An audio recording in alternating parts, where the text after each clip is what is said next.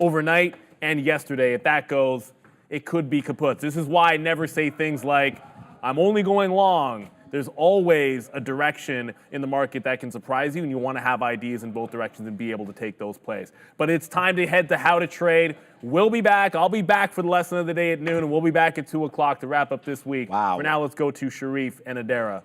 See you guys. What is up, beautiful people? Welcome to How to Trade, formerly known as the Midday Show. That is your girl, Adara, and I'm Sharif. And as per usual, we're going to wait for everyone to migrate on over from the other stream. We already have a couple of early birds in Pillsbury, the Crazy Stitch Lady. We got Sharon, we got Bob Dub, Mr. Long Shorts, we got Darwin, the OG, Saskatchewan, Thomas Johnson, Trader Forever, Pitchbull, Stock Up, JC Finance, Jeremy Newman, Ian David. We got Picky Eater Baby, Benson Yang. We got Christian, we got Josh, Kyle, Jimmy J, Kevin Mendoza, Andy, everybody and their mother's third cousin. Even Bristol is there. And shout out to George K. Thank you so much for joining the last How to Trade show of the week. We're going to finish off our week on trading terminology, just to, cap it all off. I am long. I just got long. I just got long on the MNQ. I'm looking for an 18,000 defend at this level. We'll see what happens. I shout out to Neil for calling that out. This is a planned trade, kind of a counter one for me because I don't typically take counter trend trades, but let's see what kind of defend we get at this 18,000 point level. I was going to say dollar level. That'd be like wild. Yeah. I'd be like. Well, hold on. Remember we were told yesterday it was about 18,000 a contract, depending it fluctuates, which was totally news to me anyway. New, yeah. How are you? I am fabulous. How are you today? Happy Friday. Happy Friday to you as well. Okay. What a Friday it is. What do you got on board? I have, I know this is very exciting. I literally ran over to announce this to Sharif. I am trading a small cap, guys. Okay.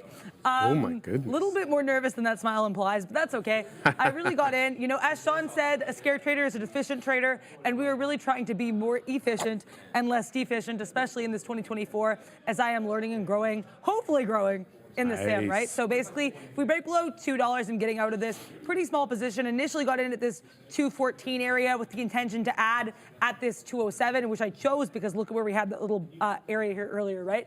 My one worry, we are having lower highs and maybe a flat bottom, so that could be a bit of a concern. But A, we're up on the day. B, this looks a little flaggish to me. I'm going to be patient. It's holding up that 205, 207 area really well. So that's the look for right now. Like I said, if things break below $2, it's going to change very quickly. But I am pleased as punch as of right now. How are you doing in your trade? Not too bad. It's breaking down below 18,000. So we're going to give this one a little bit of room. Don't want to get stopped out prematurely. Let's see how we defend at this level. But it is definitely an interesting day. It has been a down day. What a short by the Katina man on NVDA. That was one hell of a trade. I just have to put in my stops, Adara, so I'm going to send it back to you for a second. Just put in my stops so that I can deal with the lesson and not have to worry about the actual trade. Yeah, of course. No worries. I'm just trying to get out of this easy fill myself. So let's hopefully be an easy fill here because the spread just got a little bit wider because, Sharif and I were saying, I asked Sharif because he knows small caps much better than I. And I said, how does this easy fill look? And he's like, well, for one, there's the really tight spread. So that was what I was looking for as well. I have talked about my trials and tribulations in my first trading day ever, actually, with a little stock by the name of Axla, which a viewer was telling me the other day is actually now in the pink sheets. So Axla having a little bit of a fall there. But anyways, the point I'm trying to make is I was really scared off from small caps a little bit after that whole experience. But basically now I'm realizing, you know what? They're just like any stock. If you see a setup you like, get involved. This failed, so we did leave. That's okay. You know what? As Obi says, where's the next trade? It's certainly one I'm searching for. And I do like the look of, I haven't really looked much at meta yet until just now, but I was just looking at my side chart. I do like that we're kind of coming into this 485 area. If we hold 485, things could get interesting because I know that 485, 489 area was a good area for range trades earlier, or yesterday at least. I was enjoying it, so we're going to have to see if meta holds up. But yeah, still looking at my mega caps. Still going to have easy fill on the side if it gets interesting again. Wow, we are tanking. Thank goodness. Got out of this one super quick. We just lost 30 points on the NQ like it was nobody's business. And Sean's on the screen there with a lot of fruits. But look at that move down. We didn't even hold up at 18,000. We just absolutely collapsed. The bottom came off and we dropped about 40 points in a matter of seconds. Thank goodness had my stop there. So we're going to have to reset here and look for the next trade, baby. But before we do that, let's get right to the lesson on the day because we're already a little bit delayed. Not much of a lesson today, guys. I mean, not a really technical lesson. We're just talking about trading terminology. So the terms that Dara and I throw around on the How to Trade show and what the big kahunas say in the morning, you know, we got a lot of new viewers all the time coming in. And so the whole point here is to make sure that you guys understand what we're saying and so that you can move, you know, basically learn and follow along with us. So that's really the whole idea here. So you're going to hear us talk about, oh, what is this? How come this is completely different? Oh boy. Katina, man, I just have to concentrate for a second. Give me 1 second. I have to load up the other lesson. Can I just send it to you for a second, Yeah, Adara? of course. Thanks. Yeah, so I actually, we just got involved in a Microsoft position here, which I will talk about. So yeah, I know this long. Right now, I'm feeling a little bit dicey in it, but we're only taking it to that previous area of resistance, that 411-esque. So what I'm going to do is we're going to take out some of it probably around that 411 and then keep a little bit for that 411.40, that piece for the dream area, as it were. And I'm only saying that because we held this. I was watching the book and we held this area like a glove. I was going to wait for the short at 411.50. And I still might take the short at 411.50. But for now, you know, I like range trading. I was talking to Sharif about this yesterday, and Sharif was giving me some really good advice. Like, you know what? He's like, if you like these trades, there's usually places to find them in the market. Bang. So as long as this holds up, I'm going to keep it. I'm only going to give this about 15 cents because Microsoft, at least the last couple of days, can get a little bit dicey. So I want to be careful, but that's the look here. All right, yeah, sorry. I just had the lesson in 2 different documents because I made a 5-day lesson and it's a 4-day week. So I had to amalgamate 2 lessons. So hit it, Katina, man. How many dollars? 25 in the money on that NVIDIA short, baby, as it breaks down below 780. NVIDIA now negative on the day, about 0.75%. Make sure you're following the Katina Man and the Niels trades. If you have, well, just load up the other screen, baby. We have another account now on More Trader TV. You'll be able to see data. You'll be able to see the Katina Man's trades, the Niels trades, everything there. Make sure to check out the description in the I think the video description. There should be a link to that other channel. Make sure to check that out. All right, baby, let's start the lesson du jour. Pattern day trade rule, Ram. That's what we want to talk about today.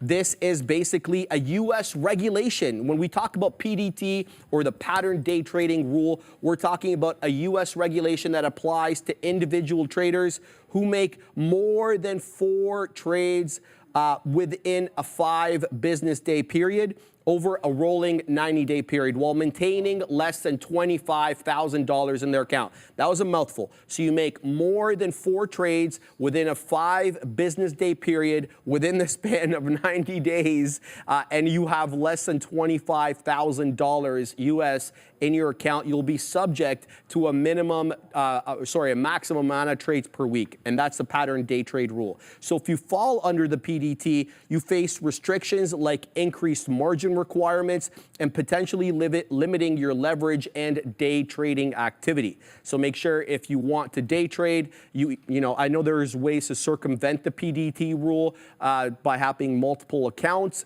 so long as you're doing it obviously within a legal framework. But if you don't want to do any of that, you got to fund your account with more than 25,000 US dollars. Understand your account status too. Make sure you understand whether it's a cash account or a margin account to comply with the PDT rule and avoid penalties and unexpected limitations. So make sure if you're going to day trade or take more than 4 trades per week, you understand what the PDT rule is. All right, guys. The other one is increased margin requirements. When we talk about margin requirements, you're not going to see us talk about that too much on the show, but we will mention it from time to time. The reason we don't talk about it too much is we are trading with the firm's money, prop money. This is a prop trading firm, proprietary trading firm. But at home, you may have a margin account, and basically you get leverage on the amount of money that you deposit. But there are requirements for that. So, minimum requirements for margin. So what is margin? Basically, it gives you leverage, right? It amplifies your profits per se because you're able to take a trade larger than what you would be able to take with the amount of money that you actually have in your account. But it also magnifies your losses because you're taking larger positions, both winning and losing trades. You can amplify your winners and amplify your losses. Brokers have minimum margin requirements to ensure you have sufficient capital to protect your losses. So if they're going to give you, leverage on your money, they're going to want to make sure that you have enough money in there so that they could sell your stocks and realize, you're going to realize losses, sadly, there. But they want to be able to protect how much money they are loaning you out, okay? Failing to maintain the margin requirement can lead to what they call a margin call. And it's not actually a call, it's basically a forced sale of whatever your position is. So forcing you to sell assets to meet the requirement and obviously potentially at a loss because you're not gonna get a margin call when you're in the money. So that you need to understand all of those nuances. Understand your broker's margin requirements and trade responsibly to avoid excessive leverage. Leverage is one of those blessings and curses at the same time. You get a little bit more money with which to trade, amplifying your profits, but you can find yourself in a heap of trouble. So make sure you understand that as well. Penalties, okay, what is that? What is this? Penalties? Boy, oh boy. I'm a little bit, yeah. Oh boy. All right. Let's skip that one because I don't have margin requirements. I swear I just talked about that. I don't know what's going on with this. I can talk for a bit if you want. Yeah, one sec. We'll just get rid of that. The margin call, we already talked about that. All right, taxes. This one we don't talk too much about on the show as well because it's very jurisdiction based, but day trading profits and losses are what they call short-term capital gains and losses, and they're taxed at higher rates than long-term investments. Make sure to understand that before you get in to day trading, and keep detailed records of your trade and consult a tax professional to ensure accurate reporting and compliance. Make sure the tax man doesn't come after you. I know that they're funding the IRS a lot more down south, so you may be subject to an audit. And remember, taxes are a significant part of the equation. Factor them in your trading decisions to make sure that you're actually getting the amount of profit that you're projecting. Brokerage fees, another very interesting one. Different brokerages will charge you different commissions. There's also platform fees, inactivity fees. Make sure to compare and choose one that aligns with your trading style and your budgets. So there we go, just go through that real quick. And discipline. Adara and I talk a lot about discipline. I know obviously that's a very easy word, but in the trading context, it means a little bit of a different thing. There's more nuanced definition for it. So stick to your trading plan. So if you're gonna have discipline, you've gotta have a trading plan, avoid impulsive decisions based on fear or greed, and make sure to define clear entries and exits and follow them meticulously and avoid emotional trading. Remember, even experienced traders lose. Make sure you're able to accept your losses as part of the game and learn from them. So that's what we say when we talk about discipline, and that's really all there is to it there. Patience. Don't chase every trade. Wait for your defined setup and avoid rushing into action based on FOMO, fear of missing out.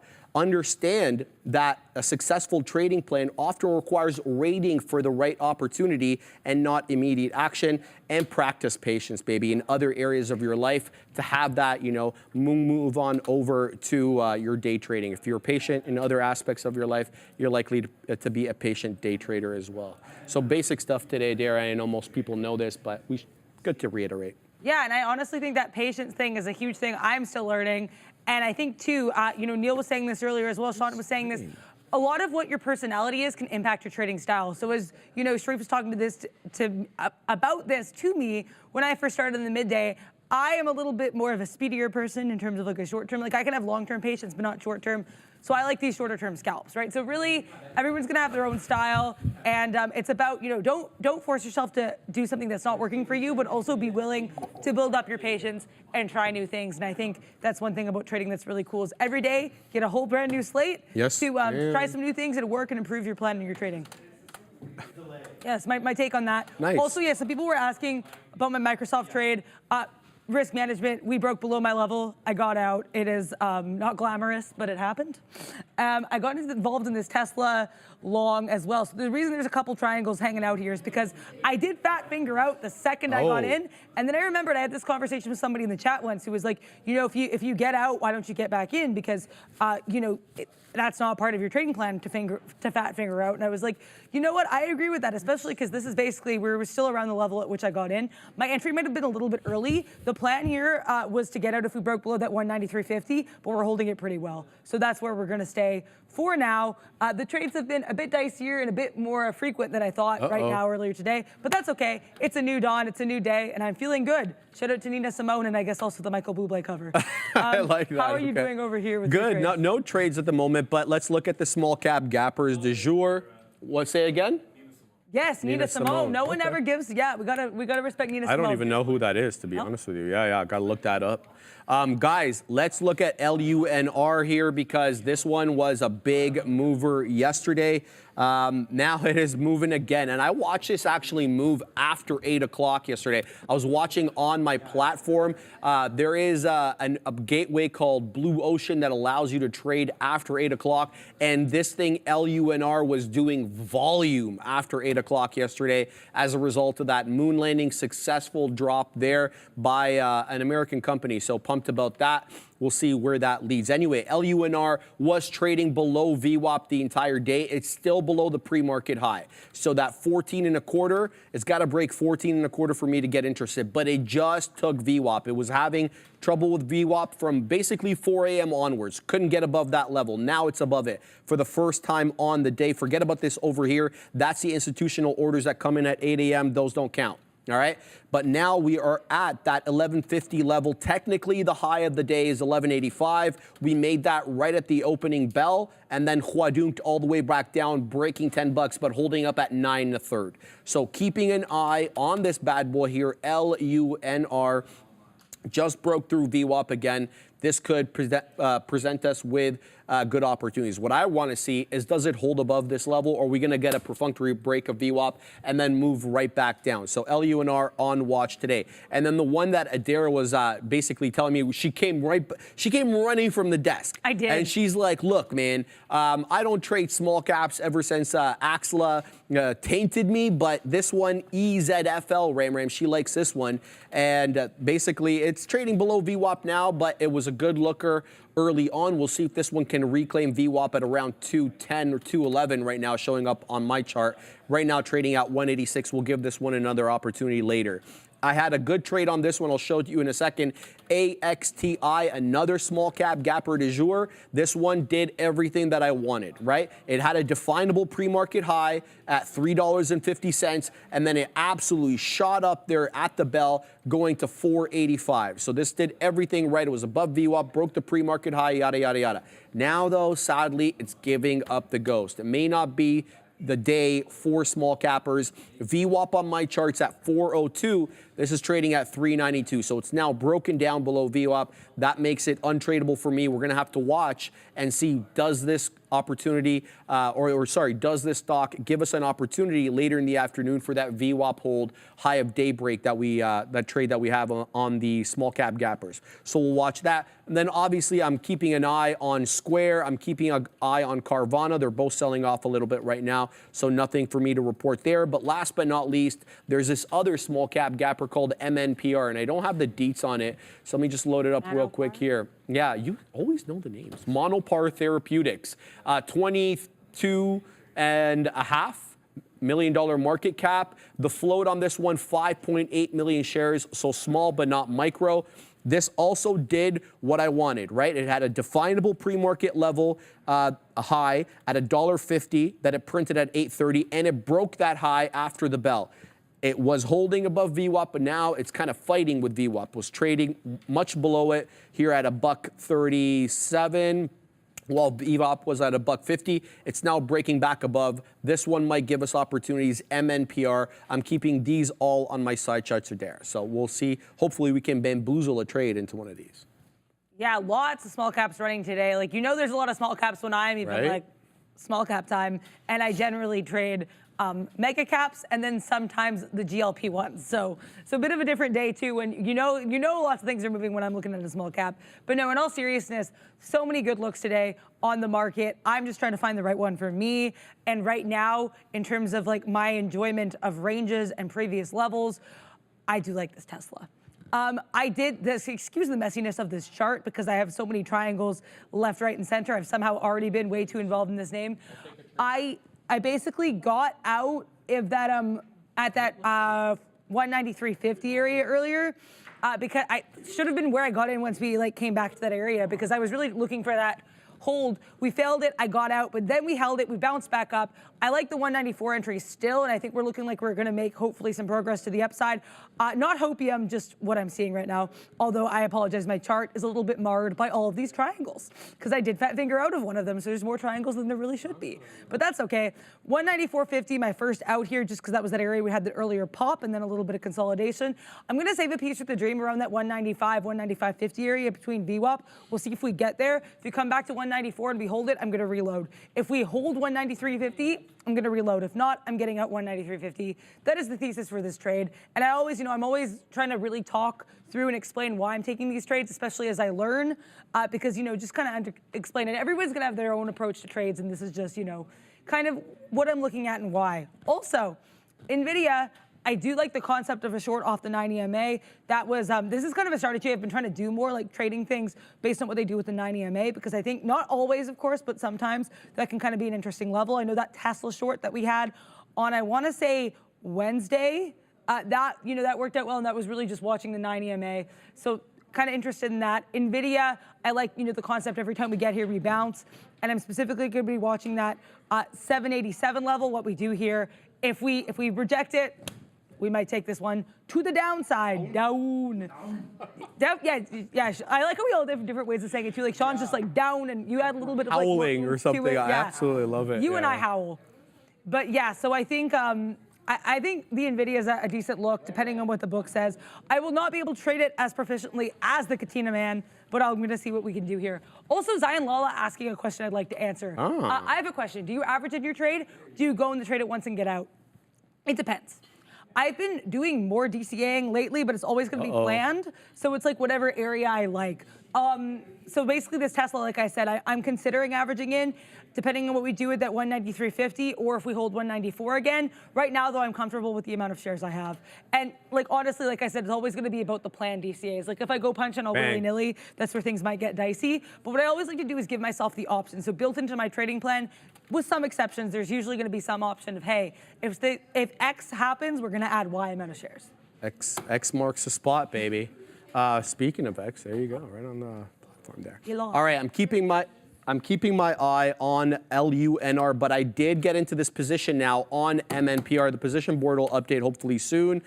Small amount of shares, looking for that higher low, higher high pattern to continue.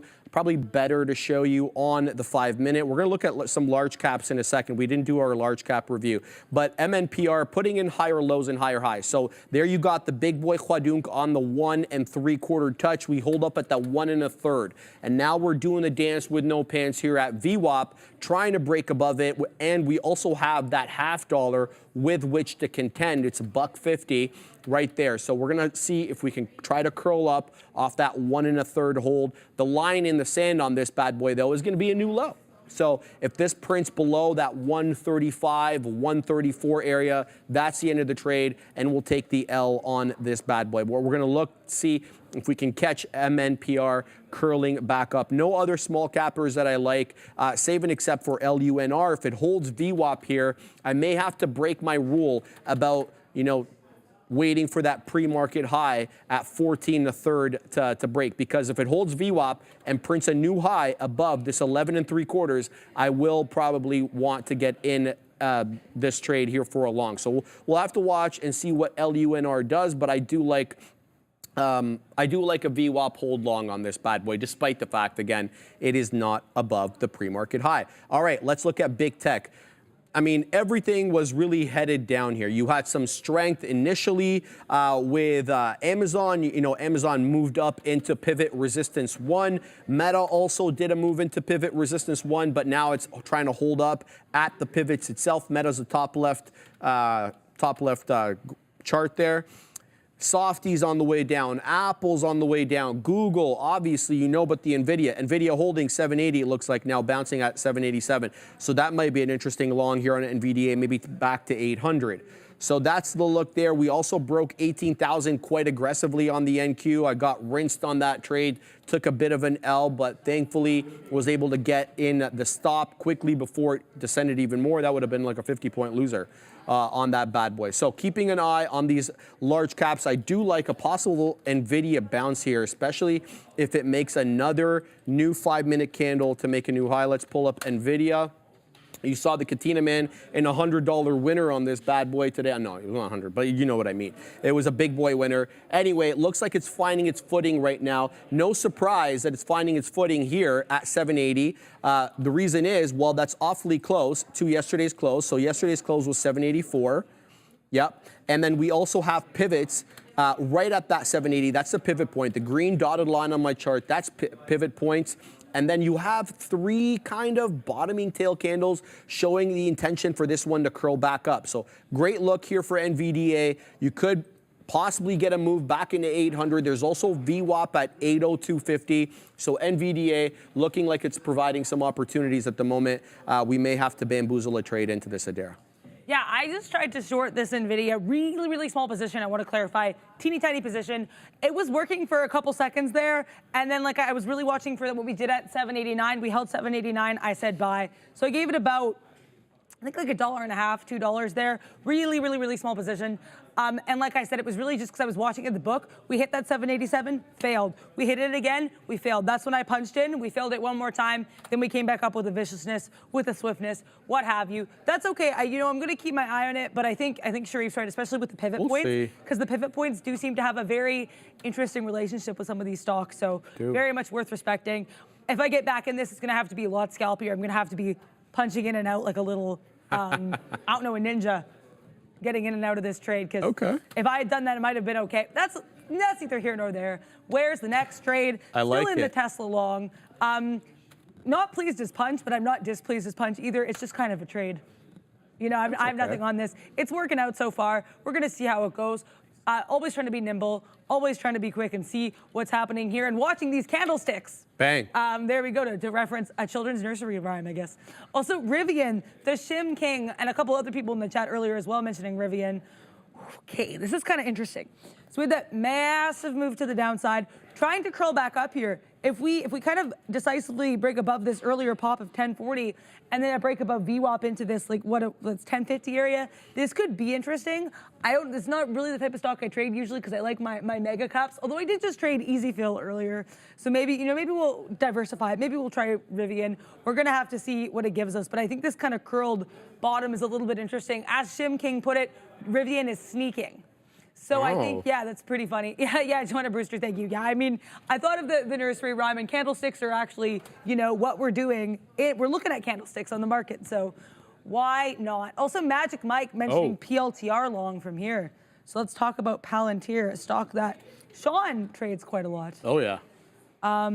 Okay. I see what you mean, actually. Okay, because at first I looked at this, like, without looking at this last candle, I was like, whew, and then I noticed, yeah, this bottom at 2290 is a pretty interesting look. Then we have this massive green candle to the upside. This looks like it could be a little bit of a switch up. So this, maybe, we're gonna have some more strength here. We're breaking above that 9 EMA, which we were rejecting a little bit earlier. I definitely am not disappointed with the look here in Palantir. I totally get what you're seeing, Magic Mike. I think too, like, kind of a reclaim into that 23 would be interesting. We're kind of getting close to there now. And then again, just continuing to make higher highs. But I think the extent of that consolidative bottom at 2290, this is a 5-minute chart. So we hung out there for about 20 minutes. And then the size of that green candle pushed to the upside. Not a bad look at all. I'm going to look at the daily here for Palantir as well. I know we had those earnings last week.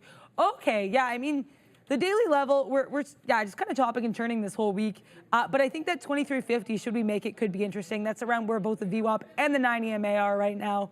I think that could be a decent look. But really, I think mainly just continuing to see higher highs and a nice 23 break would be, I think, a really nice look on Palantir. But I totally agree with what you were saying, and I definitely understand their Magic Mike. Really fun name. So many fun names in the chat. Yeah, a lot. I know. Telling me. Yeah. The Shim King. I like that one too.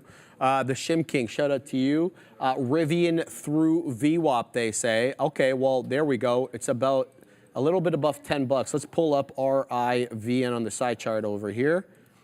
What is this NXU thing that's popping up here? This one's making moves right now. Okay, well, we'll keep an eye on this NXU with sub $1, but yeah, this is super spready. All right, let's look at Rivian.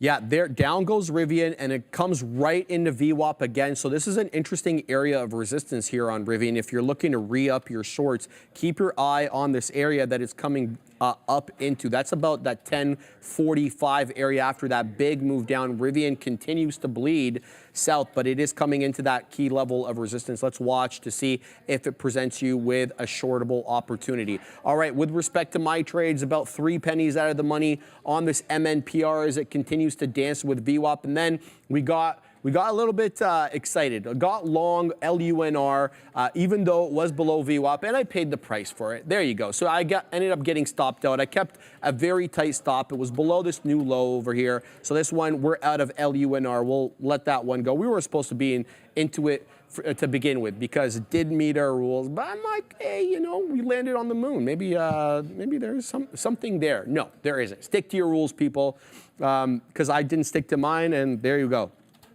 Basically 0 for 2 at the moment. Lost on, well, no, hold on. We made some money on Apple, so that's okay. So we're 1 for 2 at the moment. We'll see how this MNPR trade works out. Out of the money again on this one. This one, the line in the sand on MNPR is going to be that $1.38. This one breaks below $1.38. That's going to be the end of the trade there.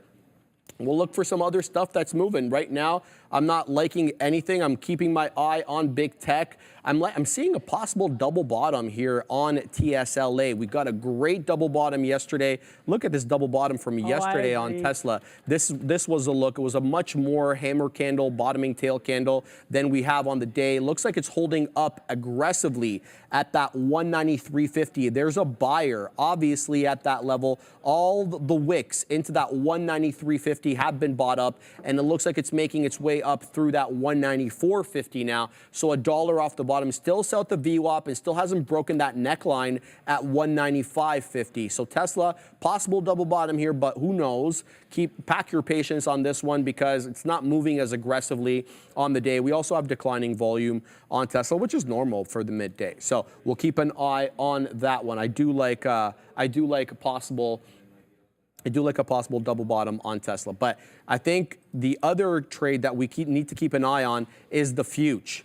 Reason being, we didn't even try to hold up 18,000. Look at this candle dip below 18,000 like it didn't even matter. And then you come up to 18,000 and then you reject it. So this could be a very interesting short here on the futures if this 18,000 wick shimmy dance ends up. We do the dance from the bottom, not from the top. And if you're wondering what I'm talking about, usually it's like we're wicking off a level, but when it's bullish, you're bouncing off that level from the top side. When it's bearish, you're rejecting off that level from the downside. You keep coming into it and rejecting. When it's bullish, you keep coming down to it and bouncing. And so that's kind of what I look for here to kind of determine how we're going to do on the future. But let's let that pan out at 18,000 and see what we get. Not much else for me to discuss at this stage except this MNPR trade, which is right back in the money again. It's putting in higher low, so I may want to add a little bit more to this one. We'll have to wait and see what we get, Adara.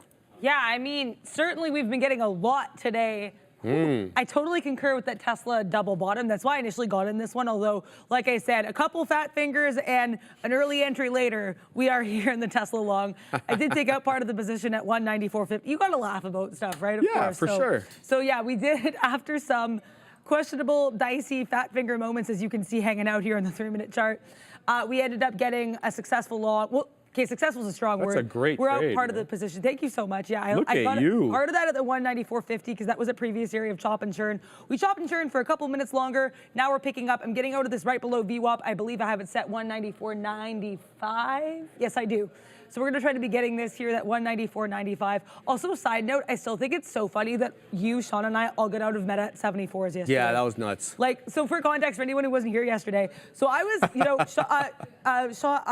Sharif's on the screen. We're all, Sharif, Sean, and I are all in Meta at different points. And, you know, we're all like trading it probably different ways as well. And so then Sharif and Sean are talking about 74, getting out at 487.74 in Meta.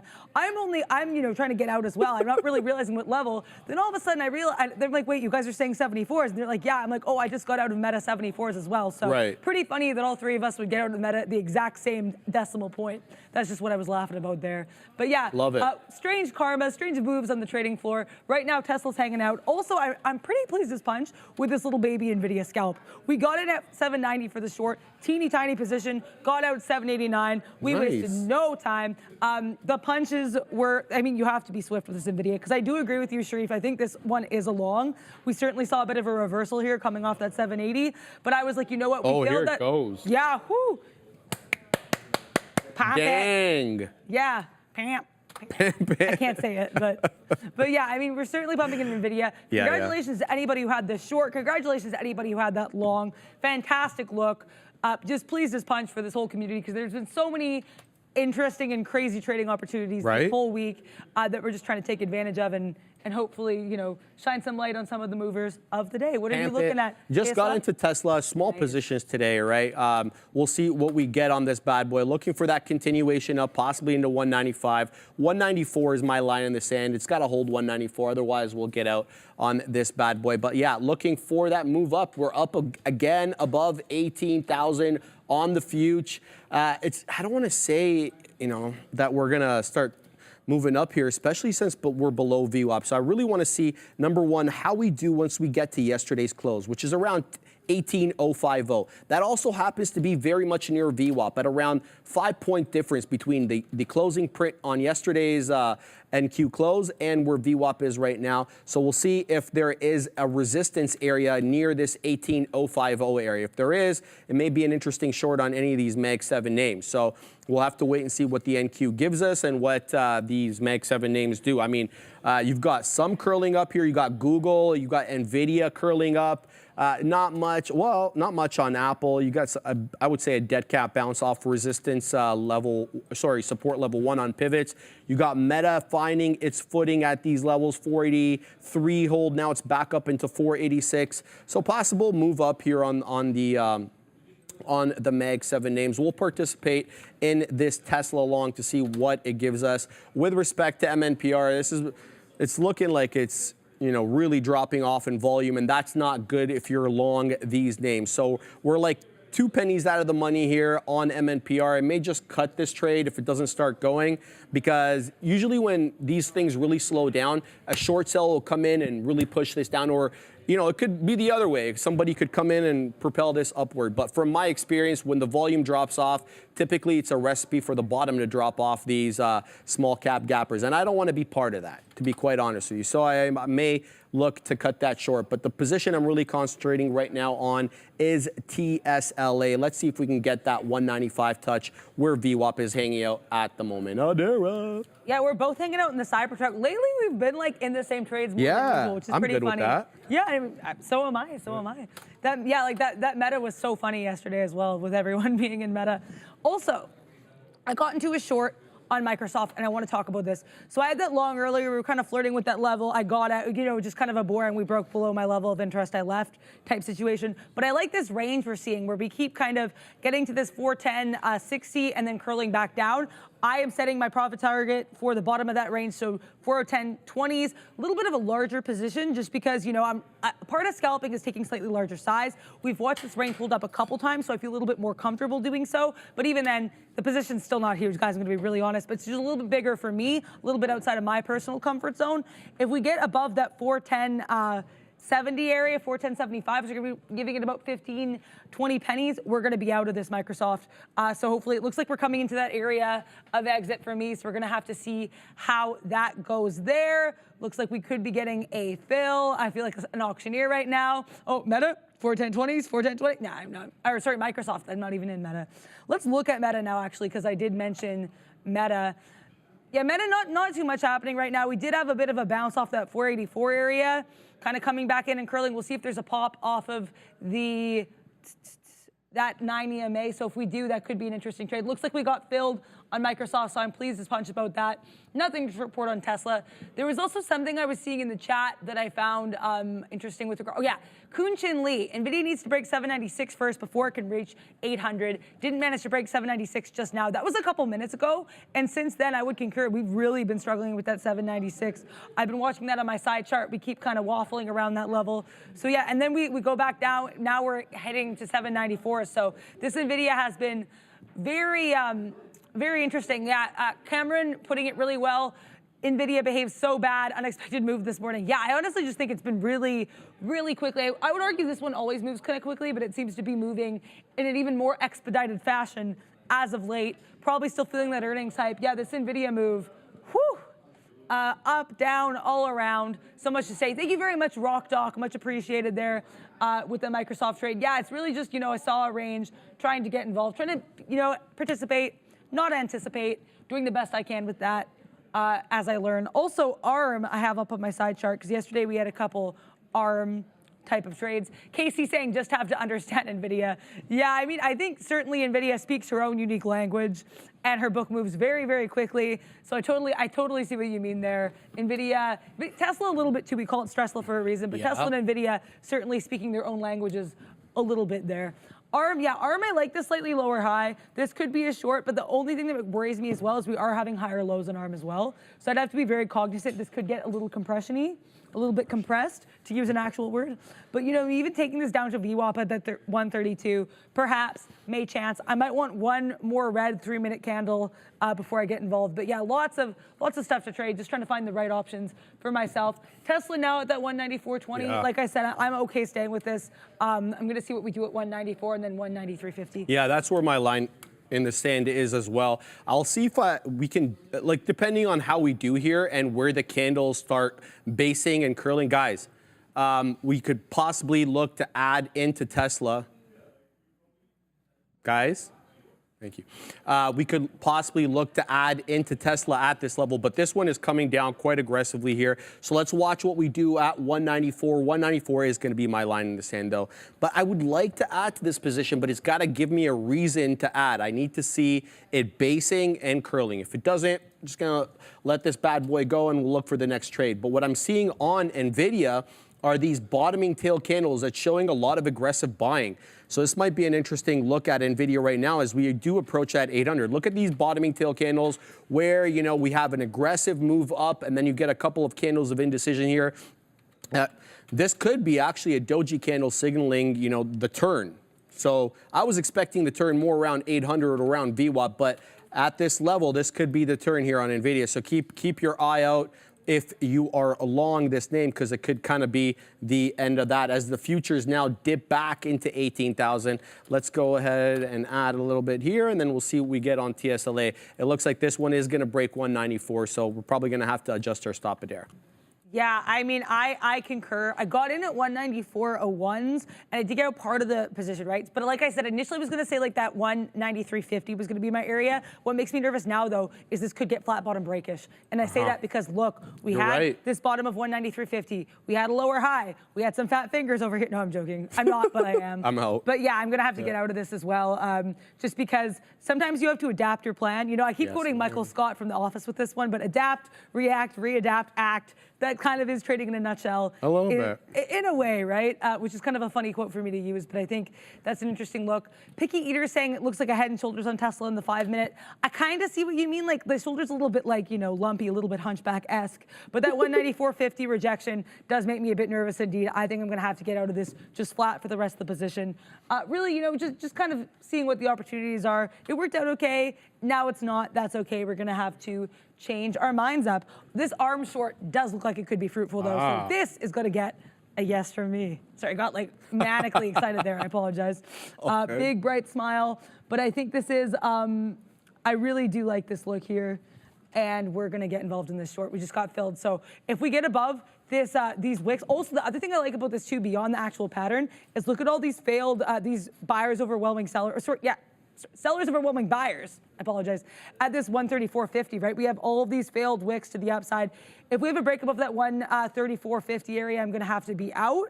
But I'm okay with this right now. I'm going to be planning to take some profit around view up. Maybe save a piece for the dream for this 131 area, but that's, the dream could become a nightmare at any second. So we must stay nimble. That is the trading rules. For now, though, I think I'm going to extricate myself from the cyber truck. Nice. How is that Manopar going? It's okay. It's putting in higher lows. That's what's keeping me in this trade. So right down here, we base out at 136, 137. Then we base out at 142. And now we're basing out at 144. We're not really putting in the higher highs that you really want to see for these small cap gappers, but every higher low shows you buying aggression. So we added a little bit to this position at 147. Let's see if we can get that decided break of 150. We're not getting it. We're not getting it quite yet. So packing my patience on this one, seeing what possibilities this small cap gapper provides. I didn't actually load up to see what the short float is on this. People asking about NVIDIA. I'm going to cover NVIDIA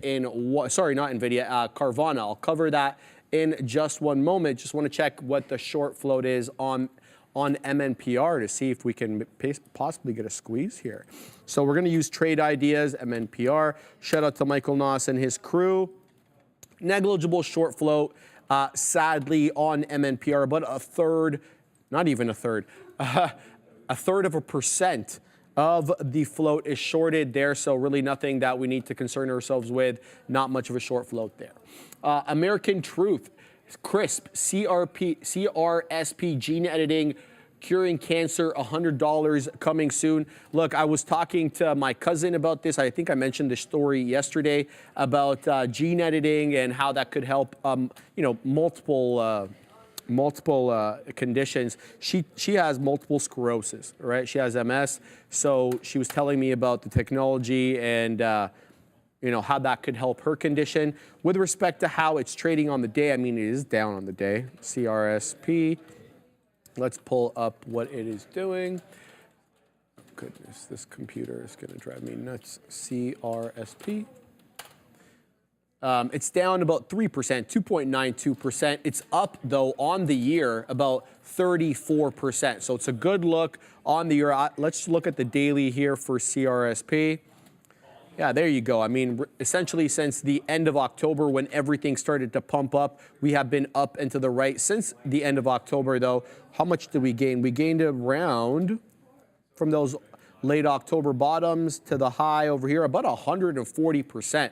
What a fantastic move within a few months on CRSP. I like the technology. I don't know too much about the company, but obviously they are aiming for noble causes, and who doesn't want to champion that? So we'll continue to watch and see what we get over here. I'm also watching the future. Since giving up the ghost at 18,000, we've sort of reclaimed it from the top, and now we keep bouncing off 18,000. So if we continue to make higher highs here, this might be an interesting move on the future. So I'm not going to jump into this one real quick because we ended up taking an L over here on it, but this one, we'll continue to watch what 18,000 is doing on the day. Tesla still holding 194. CRSP still at $1.50. Nothing to report here. Let's look at Carvana because I said I'd look at Vana for the people in the chat.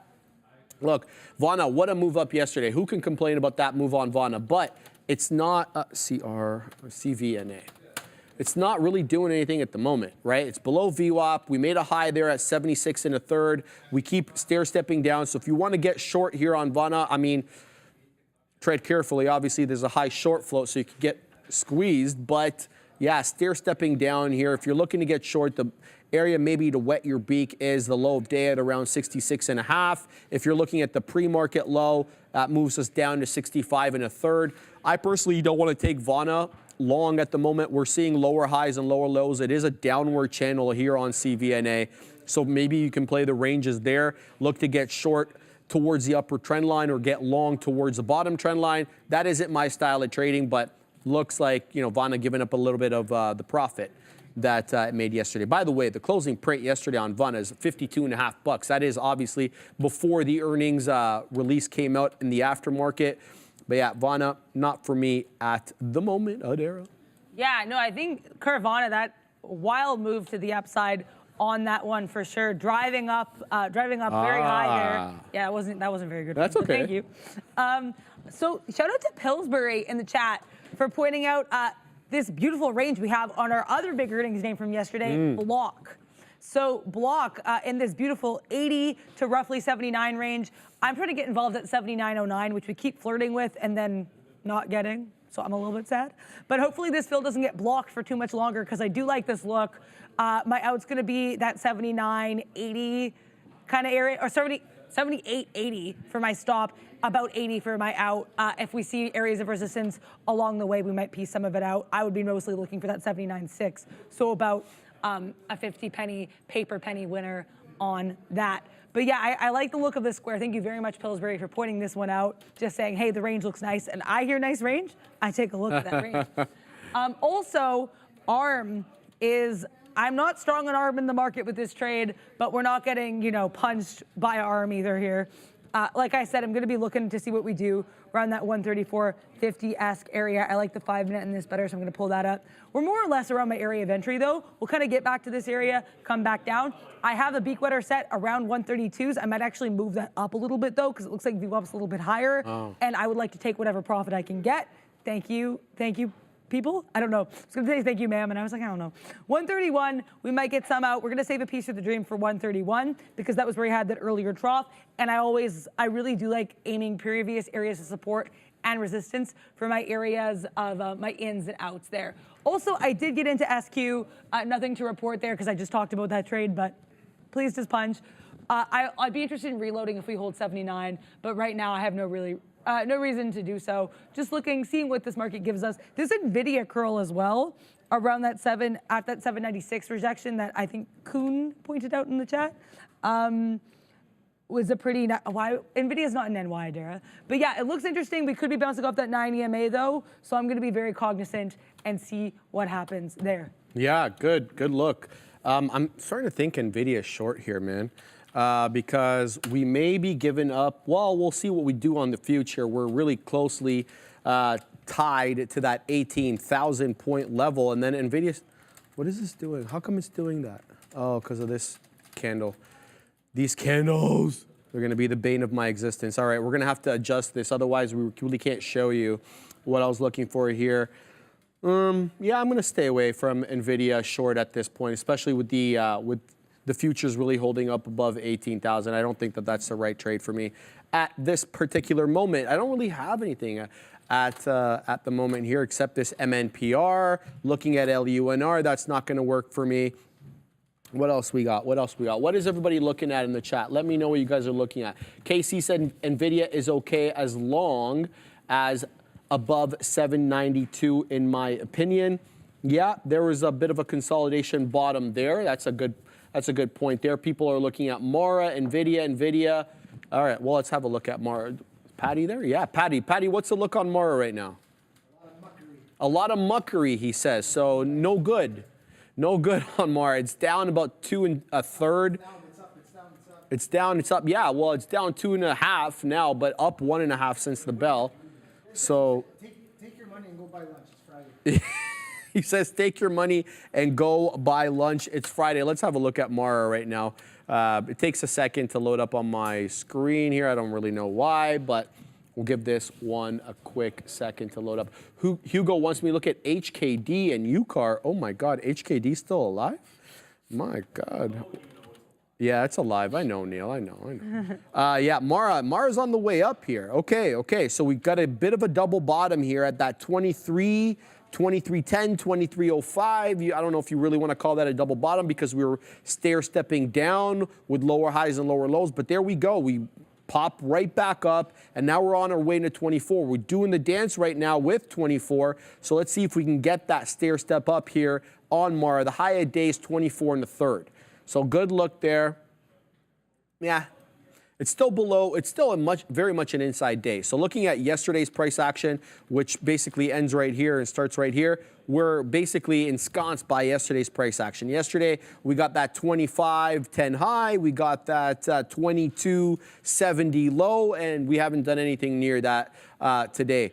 on Mara. But we are breaking through 24, so this is a good look possibly here. If you're in Mara, obviously it's been one of the more volatile names lately with Bitcoin moving. So shout out to you guys in Mara right now. I'm going to steer clear of Mara at the moment. I'm keeping my eye on some of these big cap names, the futures, NVIDIA, Tesla's. Oh my God, Tesla, no, you didn't.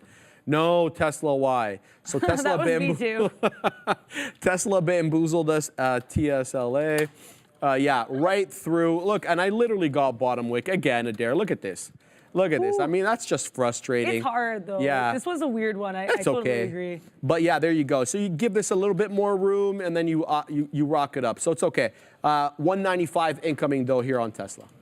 Yeah, I just literally wrote in the chat, no Tesla Y quote of the year. So, I mean, yeah, very relatable. As someone who also got swept up in the bamboozlement, to use a Sharif Right. of that trade, I There very goes much agree. Tesla. Mark Wagner saying, yeah, Stressla very much gets that name for a reason. Yeah. Yeah, in terms of these trades, yeah, I'm happy with the Square trade. We're up about 50 paper pennies right now, so please just punch. ARM starting to break a little bit here, so let's hope that continues. I look like a supervillain there, but no. I mean, I like this trade. I was getting a little bit nervous when we had a really hard time breaking below that 134 decisively, but then we did, so I'm pretty happy here. Also, I want to mention something because I saw something in the chat earlier, and I answered it in the chat, but I'll answer it here as well because it was something that confused me at first when I started. Okay. I think it was Walter in the chat saying, why does it sometimes change the entry points you guys are in? And that's because that's what if you dollar cost average, or if you're getting some of your position in or out, right? Yes, exactly. If you get in at different amounts. I just wanted to tell the viewers something. So say you and I get into 2 entries on Tesla, one at 95, one at 94. It will take out the early one first, and then we'll start taking out from the. Yeah. That messed with me at first as well, too, because I'd be like, oh, I have such a good, and it's like, no, Adara, you still have the bad entry that you just got out of there. So yeah, you can learn a lot from that. For 800 sure. incoming on NVIDIA, by the way. So this is going to be an interesting area. 800 is obviously the psychological resistance area, and it is also where VWAP is right now. So VWAP, yeah, just a little bit above 800, 801. But generally, this area here are going to be watching this area, very important, especially it's a V-shaped recovery right now on NVIDIA. And if it can head to the high side and break VWAP, this could be very interesting. Imagine we get back up into that 824, 825 area. Technically, the high a day is 823.94. There's that top wick there that we put in at, what time was that? 9:35 in the morning. So 800 incoming on NVIDIA with VWAP at 801. Yeah, no, this, speaking of NVIDIA, you know, these other chip names as well, ARM got a little bit of a bounce there. It's having a really hard time with the 90 MA, so we might have to take everything out here, even though I had planned for that 132, which in retrospect may have been a skosh ambitious, but that's okay, you know. Try to read what the market gives you, and sometimes it decides it would like to switch up its plans on you, and that's okay. I'm really trying to learn about being more versatile, being more adaptive, being more flexible in the markets, because as we say, they really do not care about your feelings. So that's, you know, big thing there. Nothing really to report with the SQ, with the block trade, just kind of hanging out. I think that 79.60 area, I'm going to pull this up to actually show instead of just looking off screen at my side chart, because that's so fun. Where I was kind of I was going to be a little worried about that 79.60 going into it, just because that was where we had a little bit of resistance earlier. So I was considering taking out part of the position there. Possibly I should have. I'm going to keep everything in for now, though, because I still do like that 80. We held that range pretty well, but we're going to have to wait and see what happens here. I am going to be cognizant of the fact, though, that 79.60 was a little bit of a resistance area, and we had a little bit of a top on that earlier today. So I'm still keeping a piece of the dream for the 80. Make no mistake about that. I do like that 80 area. Also, some mentions of Rivian. The Shim King saying Rivian back at VWAP. And Rivian, you know, was an earnings play yesterday, had its price cut cut by 2/3, a third of its old price cut by UBS, $24 to $8. That is a double downgrade, buy to sell. Yes. So, but yeah, Rivian, nice little, actually, we'll try to draw it. We can do art here. Look at this move, higher lows. Not really higher highs. The highs are just kind of hanging out, but generally the trend is to the upside. I'll put it that way. I'm not seeing any lower lows, and I think, you know, if we can have that decisive VWAP break instead of, you know, these little candles to the upside, I think once we start getting lows that are getting us above VWAP, I think that would be a very intriguing look indeed. Someone else was saying this here. I just saw this and then I just missed it. Spicola land, Rivian, I'm sorry, I probably said that wrong. Rivian bottom is in. I would say it certainly looks like it. I like that you said it with a period too. It's very definitive. It's like Rivian bottom is in. And honestly, yeah, I mean, especially look, we had that skosh of a double bottom at that 1020 as well in the 5 minutes. So I do agree with you. And I think, yeah, quite a look here on this Rivian. Looks like it could be a bit of a recovery from not trying to reach that $8 price target today. Yeah, how are you? Clearly. What are you doing? NVIDIA is above 800 again. Here we go with this stock. So it makes a recovery off that 775 bottom. On its way now, I was going to say on its way. It already hit 800 and it's on its way to VWAP. That's what I wanted to say. So VWAP at 801. We're awfully close right now at this level. But, you know, I don't want to take it long at this level because it could spell trouble. We said there would be likely an area or maybe just a temporary area of resistance around 800 owing to the fact that it is psychological resistance and the and VWAP. So let's see what we do here. If we clear it, maybe we will get in a little bit past this level once it's decided what it wants to do. So very interesting stuff here on NVIDIA as it absolutely recovers off the bottom through 800 bucks, whether or not it stays above 800 and rejects VWAP or clears VWAP, an entirely different story. We're going to pack our patience and watch NVDA at these levels. But there goes MMPR finally to the high side. Now we're going to sit at like 165 or so to see if we can get that squeeze. There was trouble here at 152. We kept rejecting off that level finally, but we put in higher lows, higher lows, higher lows, and now we're getting that break. But watch out for the bamboozlement. This is a small cap gapper, and the bottom can fall off on these small cap gappers in a second. So you think you're in the money, and then all of a sudden you're out of the money. So watch out for these small cap gappers that could turn on you.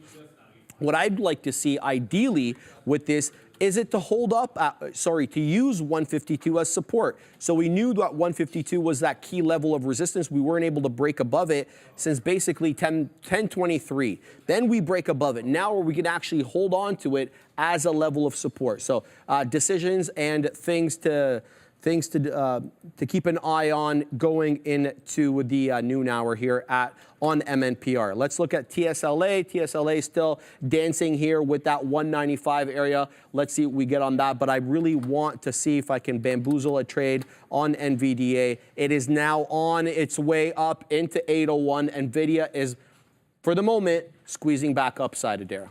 Yeah, I mean, what a time in the market. I did take out half my block position, so that might have been a little bit early there. Actually, how many shares? Yeah, okay, I did take out half. A part of me was like, maybe I had more. No, it's okay. Took out half of the square position at 79.50 because we were having a bit of a struggle pushing higher. I am not taking out the rest though till we get to 80, unless the book tells me otherwise. But we're gonna hope we get to 80 on that. Also, I do want to address this because there was someone asking me in this chat, Mr. G, host Adara, please discuss your thought process on the chart for your entry price area with ARB. Yeah, I can totally discuss this. So I did get a little bit late to the game here. I waited a little bit to see some proof of concept is probably a weird word, but I'm going to use it. So I want to talk about this though. So ARB, what I liked was I liked these lower highs. We had a sort of a double top, but even then in general kind of this 135.70, then kind of getting to 135.50. We did have higher lows, which did make me a little bit nervous. It could get a little bit compressed, but if we get above that 134.50, I'm getting out. Also, why I like that area of entry, beyond the fact that this was a lower high, is look how many wicks we had of these, attempts to buy that were drowned out by selling. 1, 2, 3. We keep trying to get to 135, and the seller's like, no, you didn't, and keep sailing to the downside. So that's why I like this area of entry. I hope that makes some sense. I do understand. I'm also getting a little bit, sauce about this trade because we're having a really hard time having that break below that 133.50. But I think if we do, I think it could be hopefully a little fruitful. The way we're riding this 9 EMA though right now is making me a bit nervous. But that's really the logic for this this ARM trade. I just want to explain that. And thank you for asking because, everyone's going to have sometimes even different theses for entering trades. Sharif and I were in Tesla at the same time today. Yesterday, all of us were in Meta. Ma'am. So, sometimes everyone's going to have the same trade but different reasons. Bang. For getting involved. And so that's there we go. No, sorry to interrupt you. I thought no worries, no worries. Come on, bro. I mean, I looked over to the Katina man. I'm like, what do you think of NVIDIA? And he's like, look, it could go higher here, right? And we're definitely fighting with VWAP right now. We just touched 805, I believe. Or we came awfully close to 805. I believe we got maybe 804 and a half. Finding a little bit of resistance at this level to be expected. It's a monster. It's up 2.25 despite that epic flush that we had at the beginning of the show. We'll continue to watch. I mean, just not feeling it at these levels. Anyway, we let our beak here on a nice little winner on MNPR through the break of 160. Let's see if we can get another beak wetter. We popped up on Tesla into 195.25, but this one's really having trouble with 195, okay? And the rejection of VWAP here on the NQ is having a deleterious effect on Tesla at the moment because it's coming right back down to 195. So, deleterious.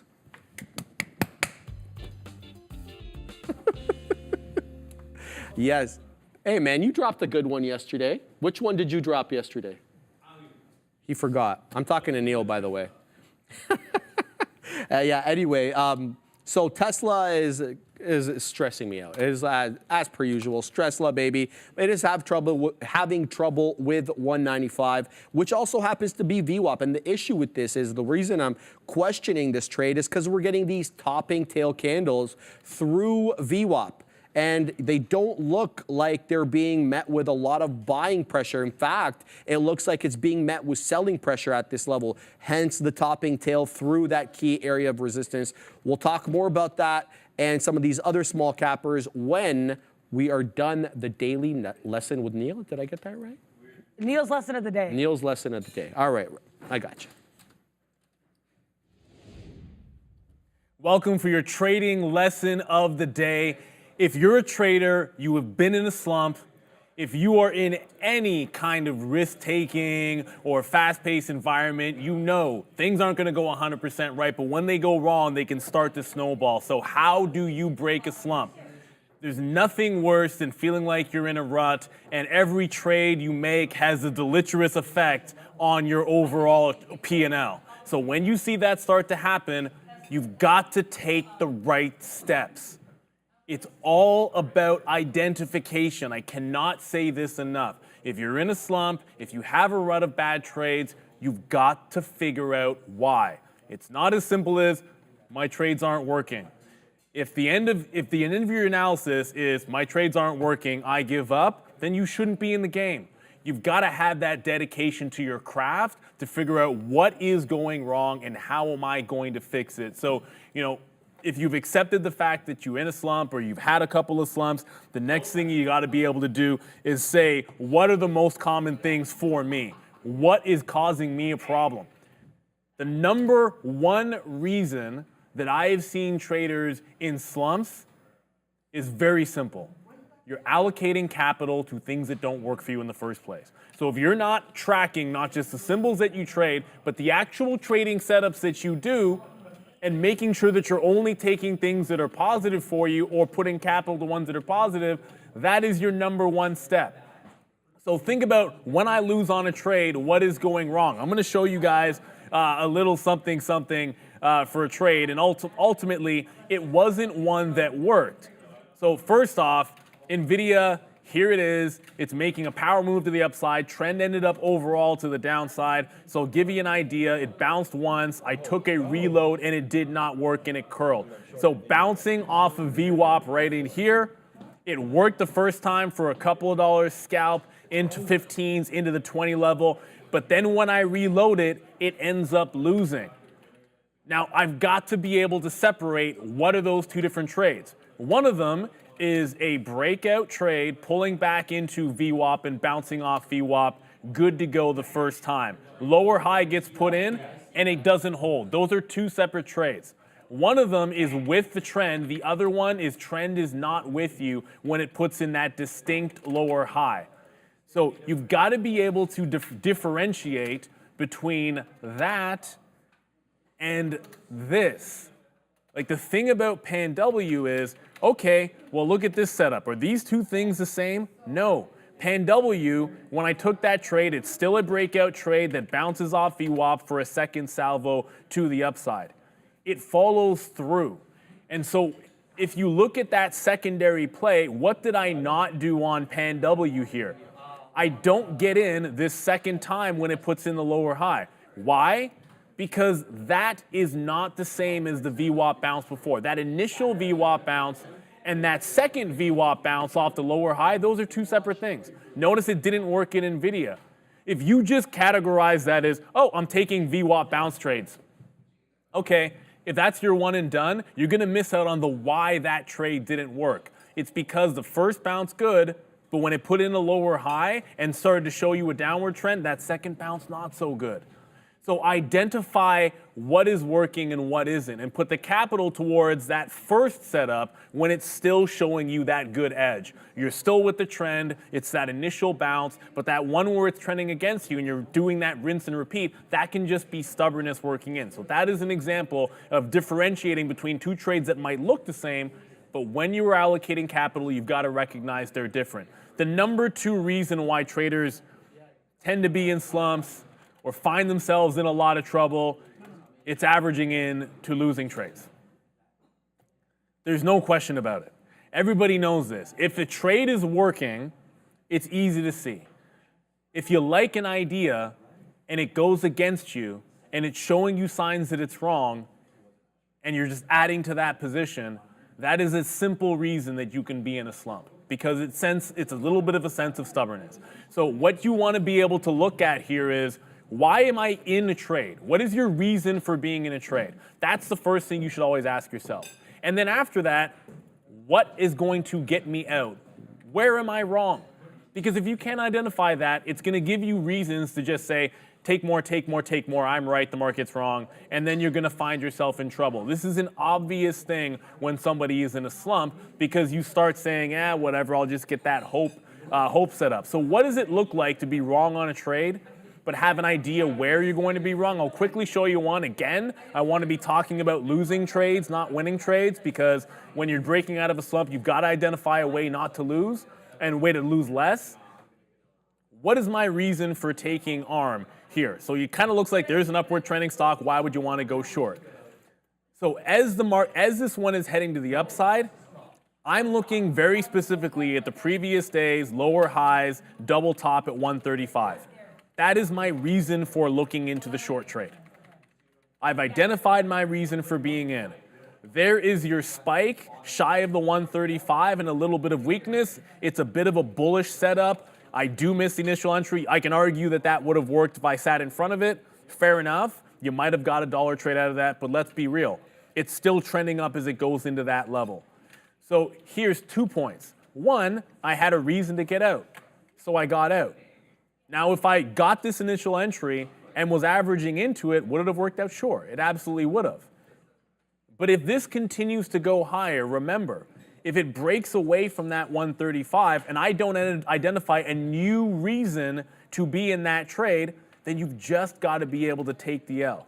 And the reason I like this example is identify point one, two different styles of trade. Because if I like that 135, that doesn't work. But suddenly, what ends up happening here?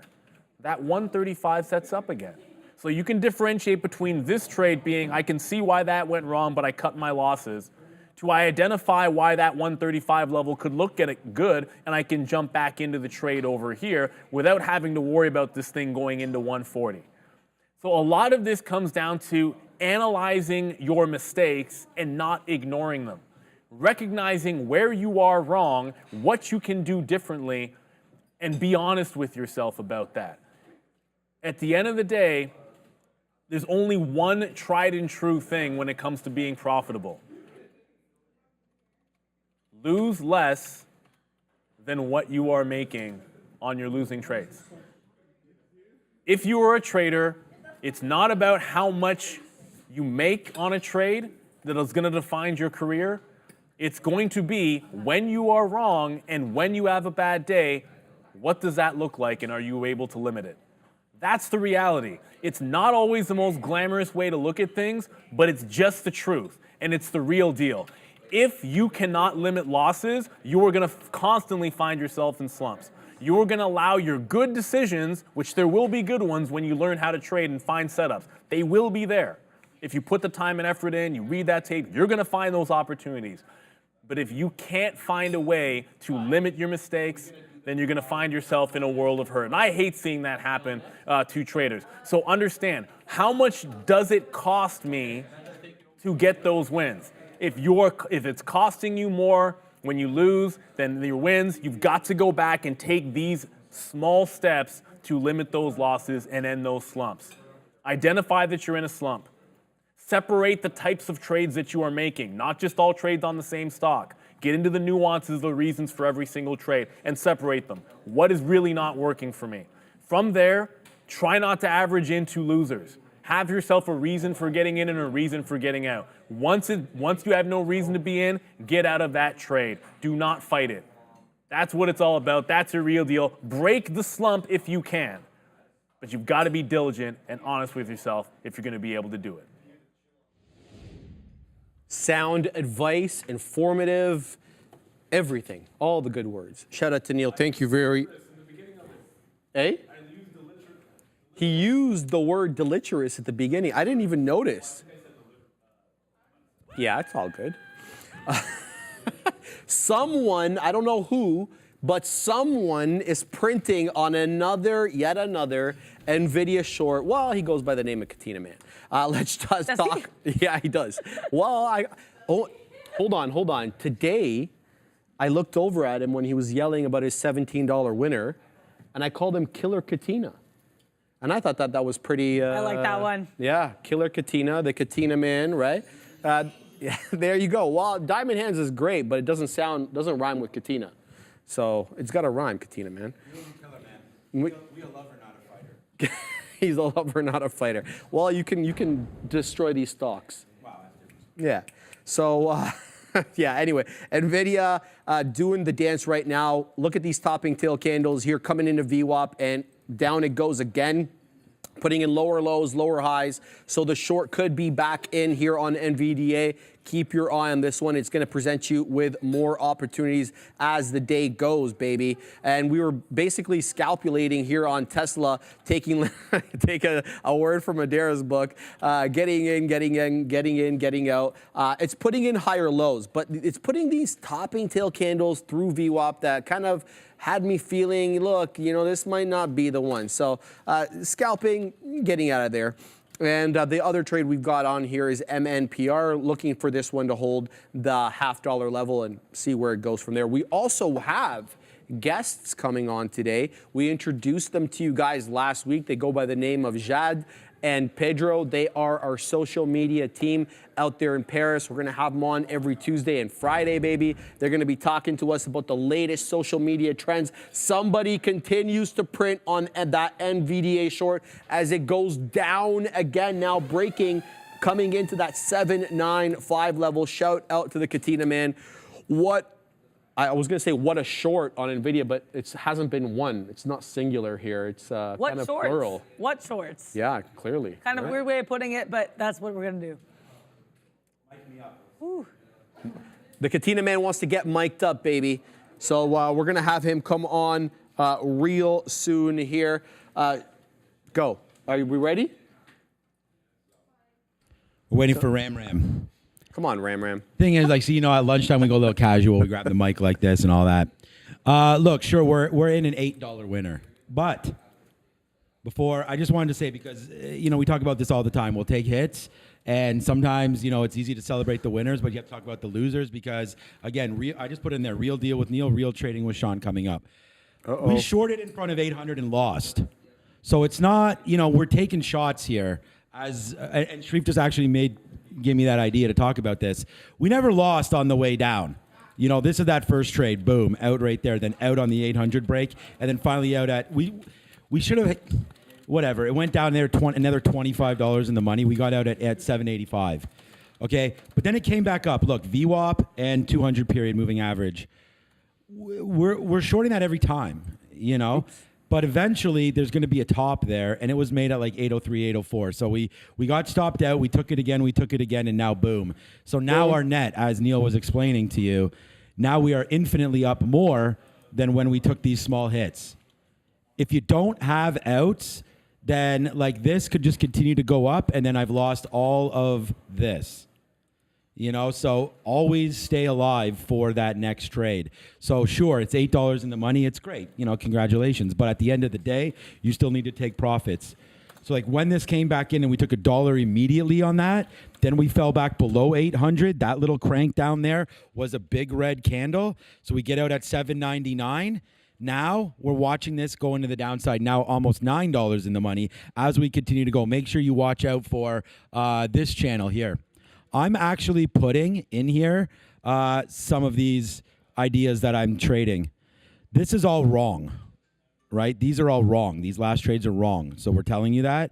I'm putting in here my new position and where my stops are. So you see it says stop 805. Took profits near 800. So I'm coming back live, real trading. Coming back live, telling you that we took some profits there, and now our stop is 805. I may change that. Check more Trader TV Live as that channel gets bigger and better. Back over to the big dogs on the Midday Madness show. And I just told Sharif, actually, that I was really proud of him for taking that shot, you know, at 18,000 there for the NASDAQ. Because if you're sitting here being ultra conservative all the time, I've seen so many traders come in this door and walk right out. You gotta be aggressive on your plays. Look at NVIDIA. Like, so it's just, some days are for trades like this, some days aren't. And you gotta judge the days and judge what you're trading. So that's that. Back over. Oh, by the way, here's salad. It's not too bad today. We got, the top was rice.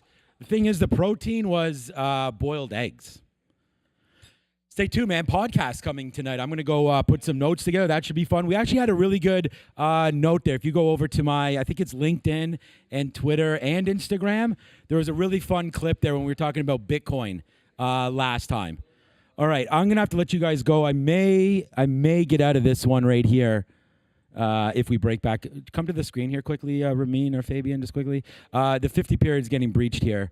We may get out of this, but anyways, over to you guys. That is a quick little segment off the ones and twos. Yeah, what's up, Adam DeLuz? I have that on LinkedIn. Oh, you guys want a shout out? Okay. Let's go. Hey, man, often imitated, never duplicated. It's roll call time.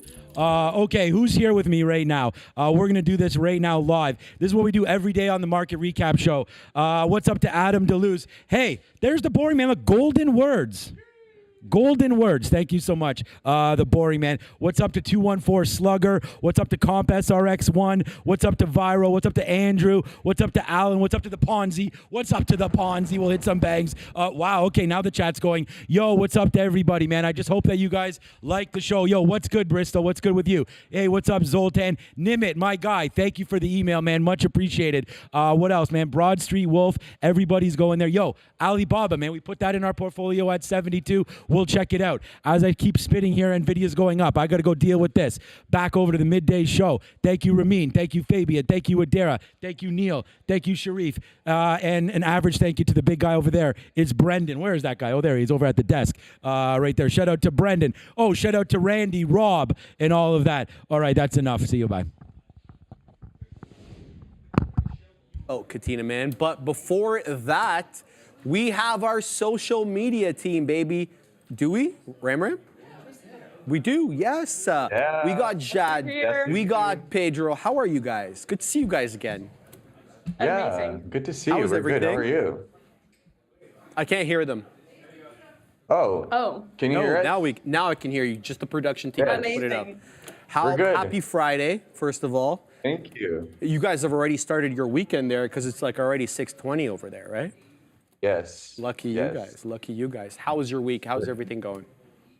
It's beautiful. TikTok's been on fire this week, Instagram as well, so we're really happy. Yeah. It's Very it's cool. going great, you know. So we have some stuff we want to talk about today. So obviously you guys are the newest members of the team and we couldn't be happier to have you guys on. What are some of the goals that you guys have for our social media platform? Oh, amazing. So we were actually just talking about that, and we were like, we love the community that has already been created within like Trader TV Live, and watching the live shows and everything is just like, the comments are just always blowing up, and there's Right. an amazing crew that's like really just a part of this. And we just want to bring people in, you know, like we want to bring new people into the family as well, and also just entertain and inspire and just like create cool content for the people that are there and also bring new people in. That's pretty much our goal. And, you know, bring a little bit of humor, bring a little bit of just like funny aspects to the, you know, social Love media and to stock trading and all of that. I think that both Jad and I are like Gen Z, so we just always want to bring in a little bit of like the Gen Z humor into everything, you know? I like it. Yes, yes, we got a lot of Gen Z around here. I like how you guys have kind of shown behind the scenes of what we do back here. I mean, the time that we arrive at the office, because everyone has a very peculiar time that they arrive, and I really like how you guys showed that. So that, and I think it got a ton of views on our Instagram account and got a lot of likes. So I was really happy about that. Really getting to show everybody behind the scenes. But what's trending right now on social media? Anything hot in the finance world? Well, honestly, the behind the stage are really big, and it's been really eye-opening to see the difference of engagement on one post on Instagram versus TikTok. A post that will do really well on Instagram will not necessarily do super well on TikTok. So that's been definitely a learning curve. But I saw a comment today on the post, well, the post, you know, when do you guys arrive at work? Yeah. Which was really, really nice. It said, the guy said, "Oh, are you guys hiring? I would love to trade with you." Yeah. And someone answered, "I'm thinking the same thing." So I guess that means that it's working, and we love to show relatability and how you guys are really a family.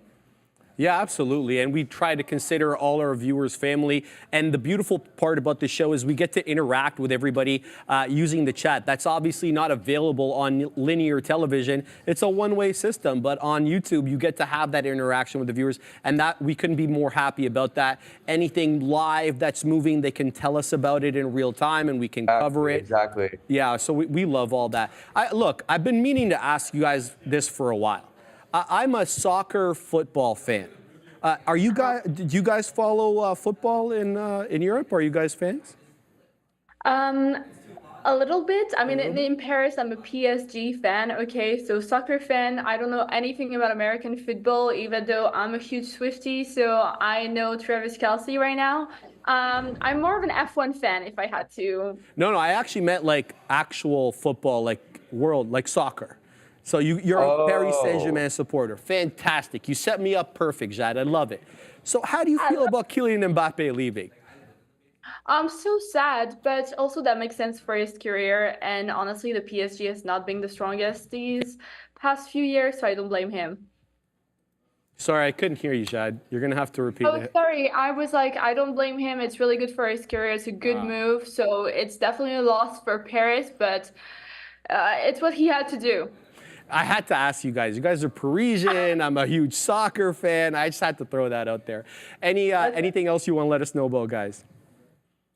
No, I think we just wanted to, say that like for the audience that's been there and kind of just like the people that have been following like Trader TV for a while, that we're just coming in like trying to bring in the most like humble way possible, just to bring like a new perspective and just like a new like humoristic approach to all of the things. And we love hearing the feedback, either if it's good or bad. We just love hearing what people have to say. So Absolutely. please have full freedom to all of like our viewers to just shoot comments and just tell us like, guys, this is just not it, or like, Yeah. this is awesome. You know, we love to hear everything. So we're just here to like learn and also Fantastic. serve you guys, and, you know, just serve the viewers and all of that, and just kind of just like be kind of just like an arm to whatever like the whole body has already like been created over there with the studio and everything. You can roast us in the comments. Yeah, no roast worries. us. Do whatever you guys want to. Yes. Yeah, absolutely. And I love interacting back and forth with the viewers.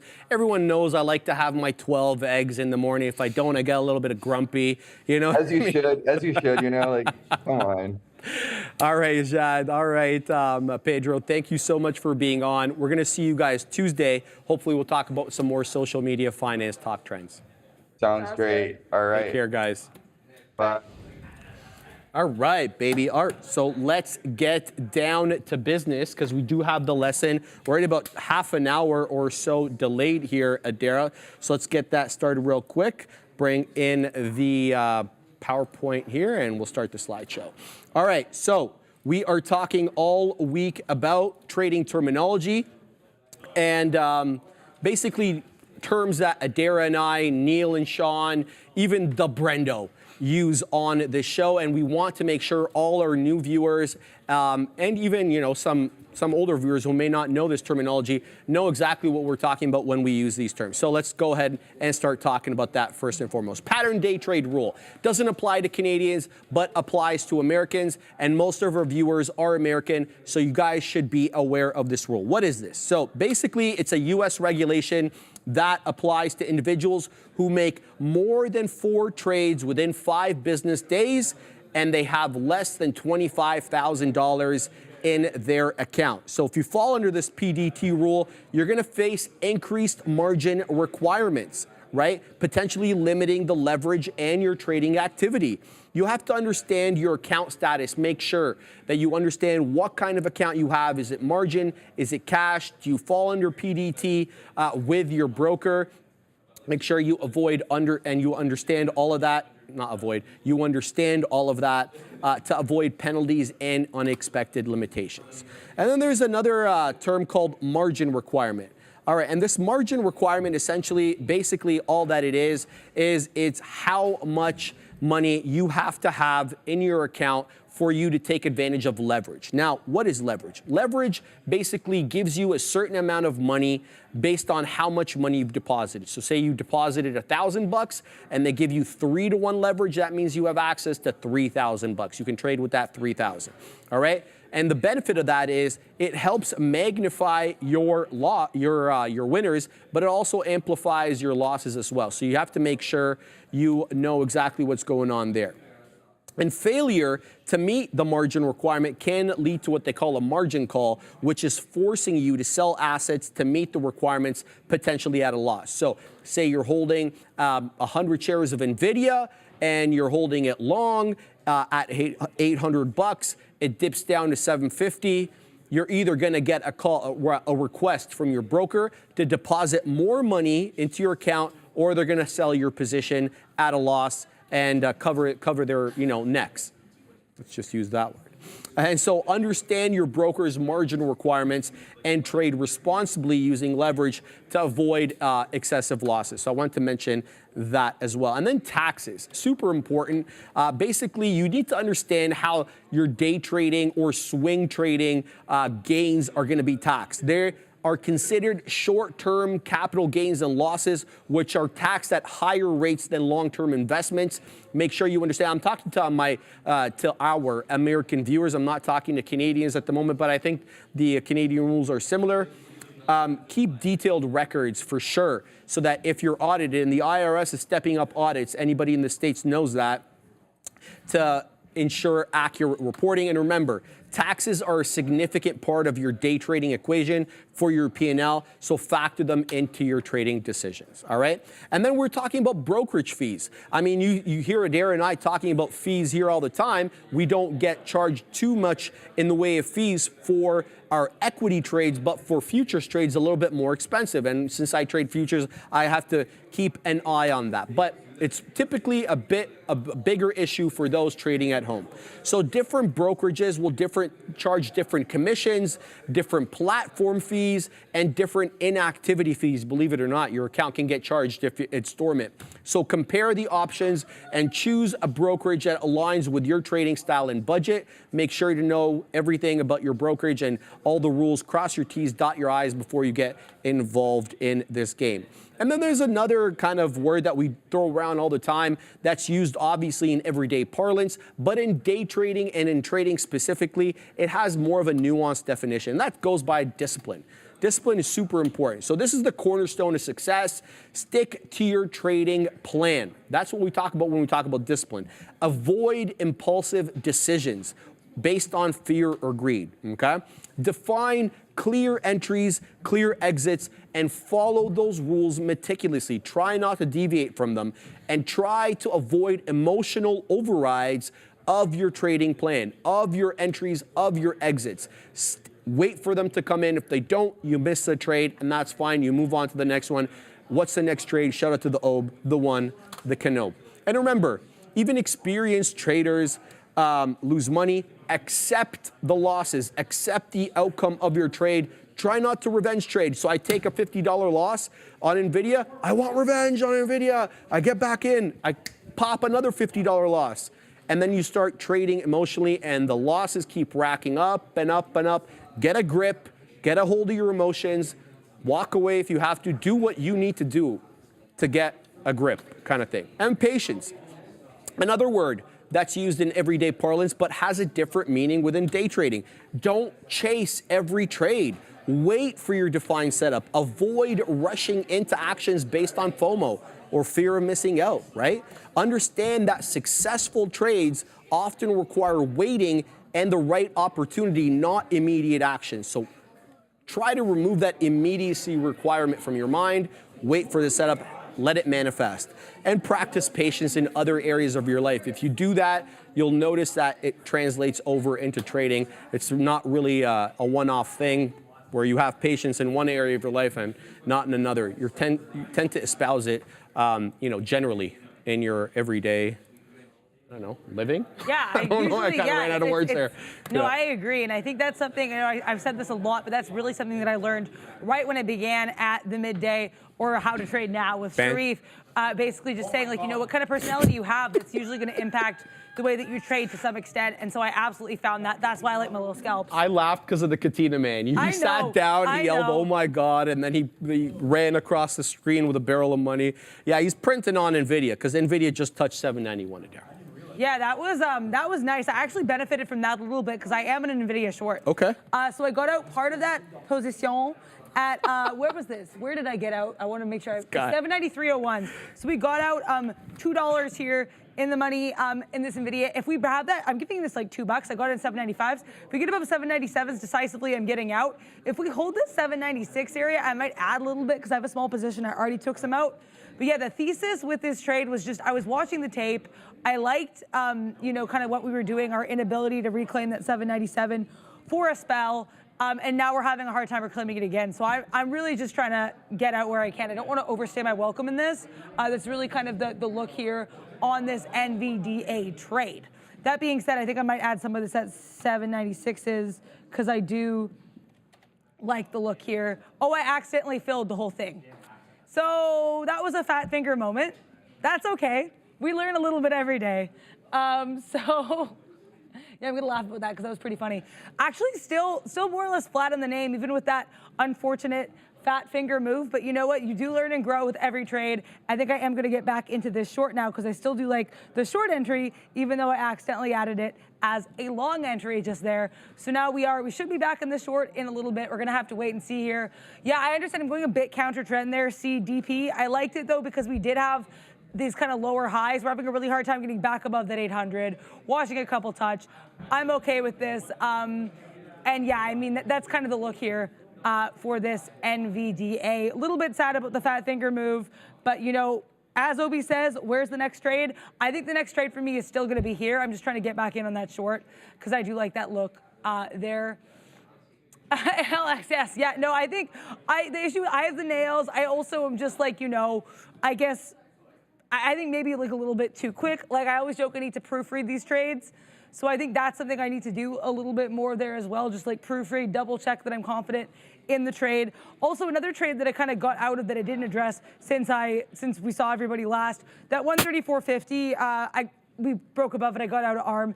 Now it's going a bit lower. I did consider getting involved in this again at that 133.40 because we're kind of holding this to the downside. I want a little bit more confirmation for this though. I feel a little bit better about the NVIDIA trade for the time being, but I feel a little bit happier about it had I not done the whole fat finger thing. But c'est la vie. The market is the market. It will tell you what you need to know, and you just have to react. Roll with the punches, even if the punches are being dealt by your own inability to key in a trade correctly, as they have been for me a little bit today on this Sidera, so it's all good there. Oh, thank you. I appreciate that. I mean, I don't appreciate that we both have to deal with it, but at least we're on the same boat. That is part of day trading, though, right? Oh yeah, that's getting rinsed on occasion is part and parcel of the job. That's just the way it is there. All right, let's talk about some trades going on over here. I'm seeing Mara almost green, so shout out to Patty Ice back there, who we looked to earlier in the day. to see how Mara was doing. So here we go. So that V-shaped recovery on Mara almost complete in terms of going green on the day. It's got, I think, another few pennies here. So the closing print yesterday was 56s, 24.56. The current high of day is 24.53.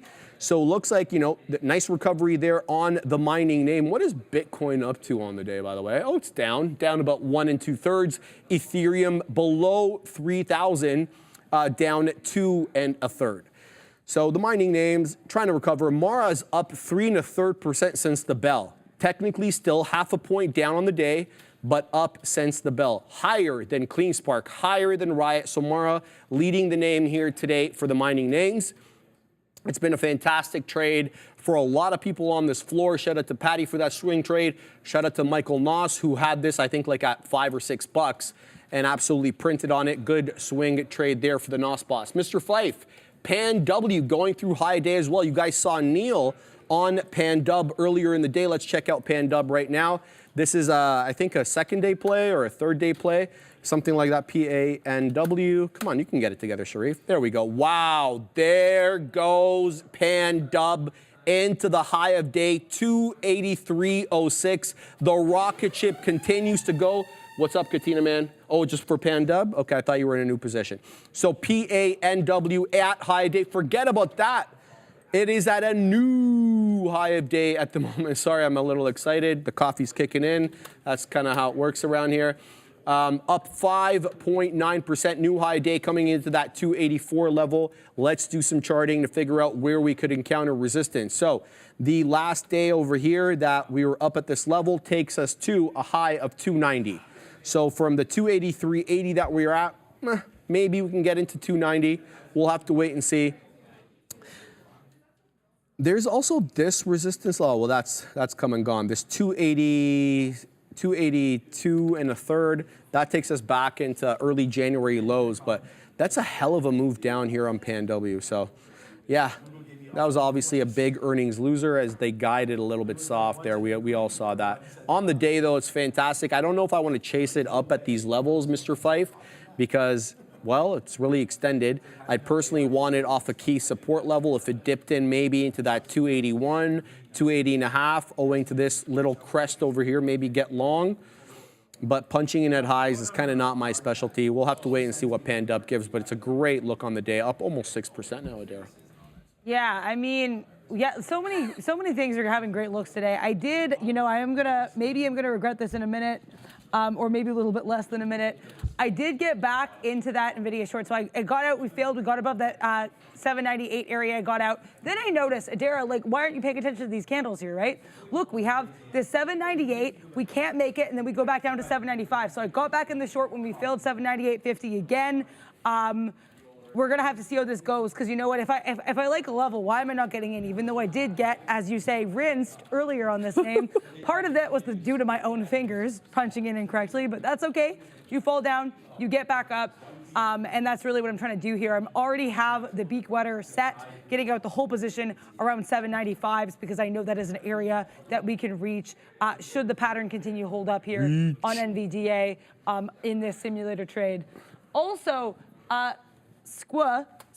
block, I don't know, the ticker there, SQ, but block here,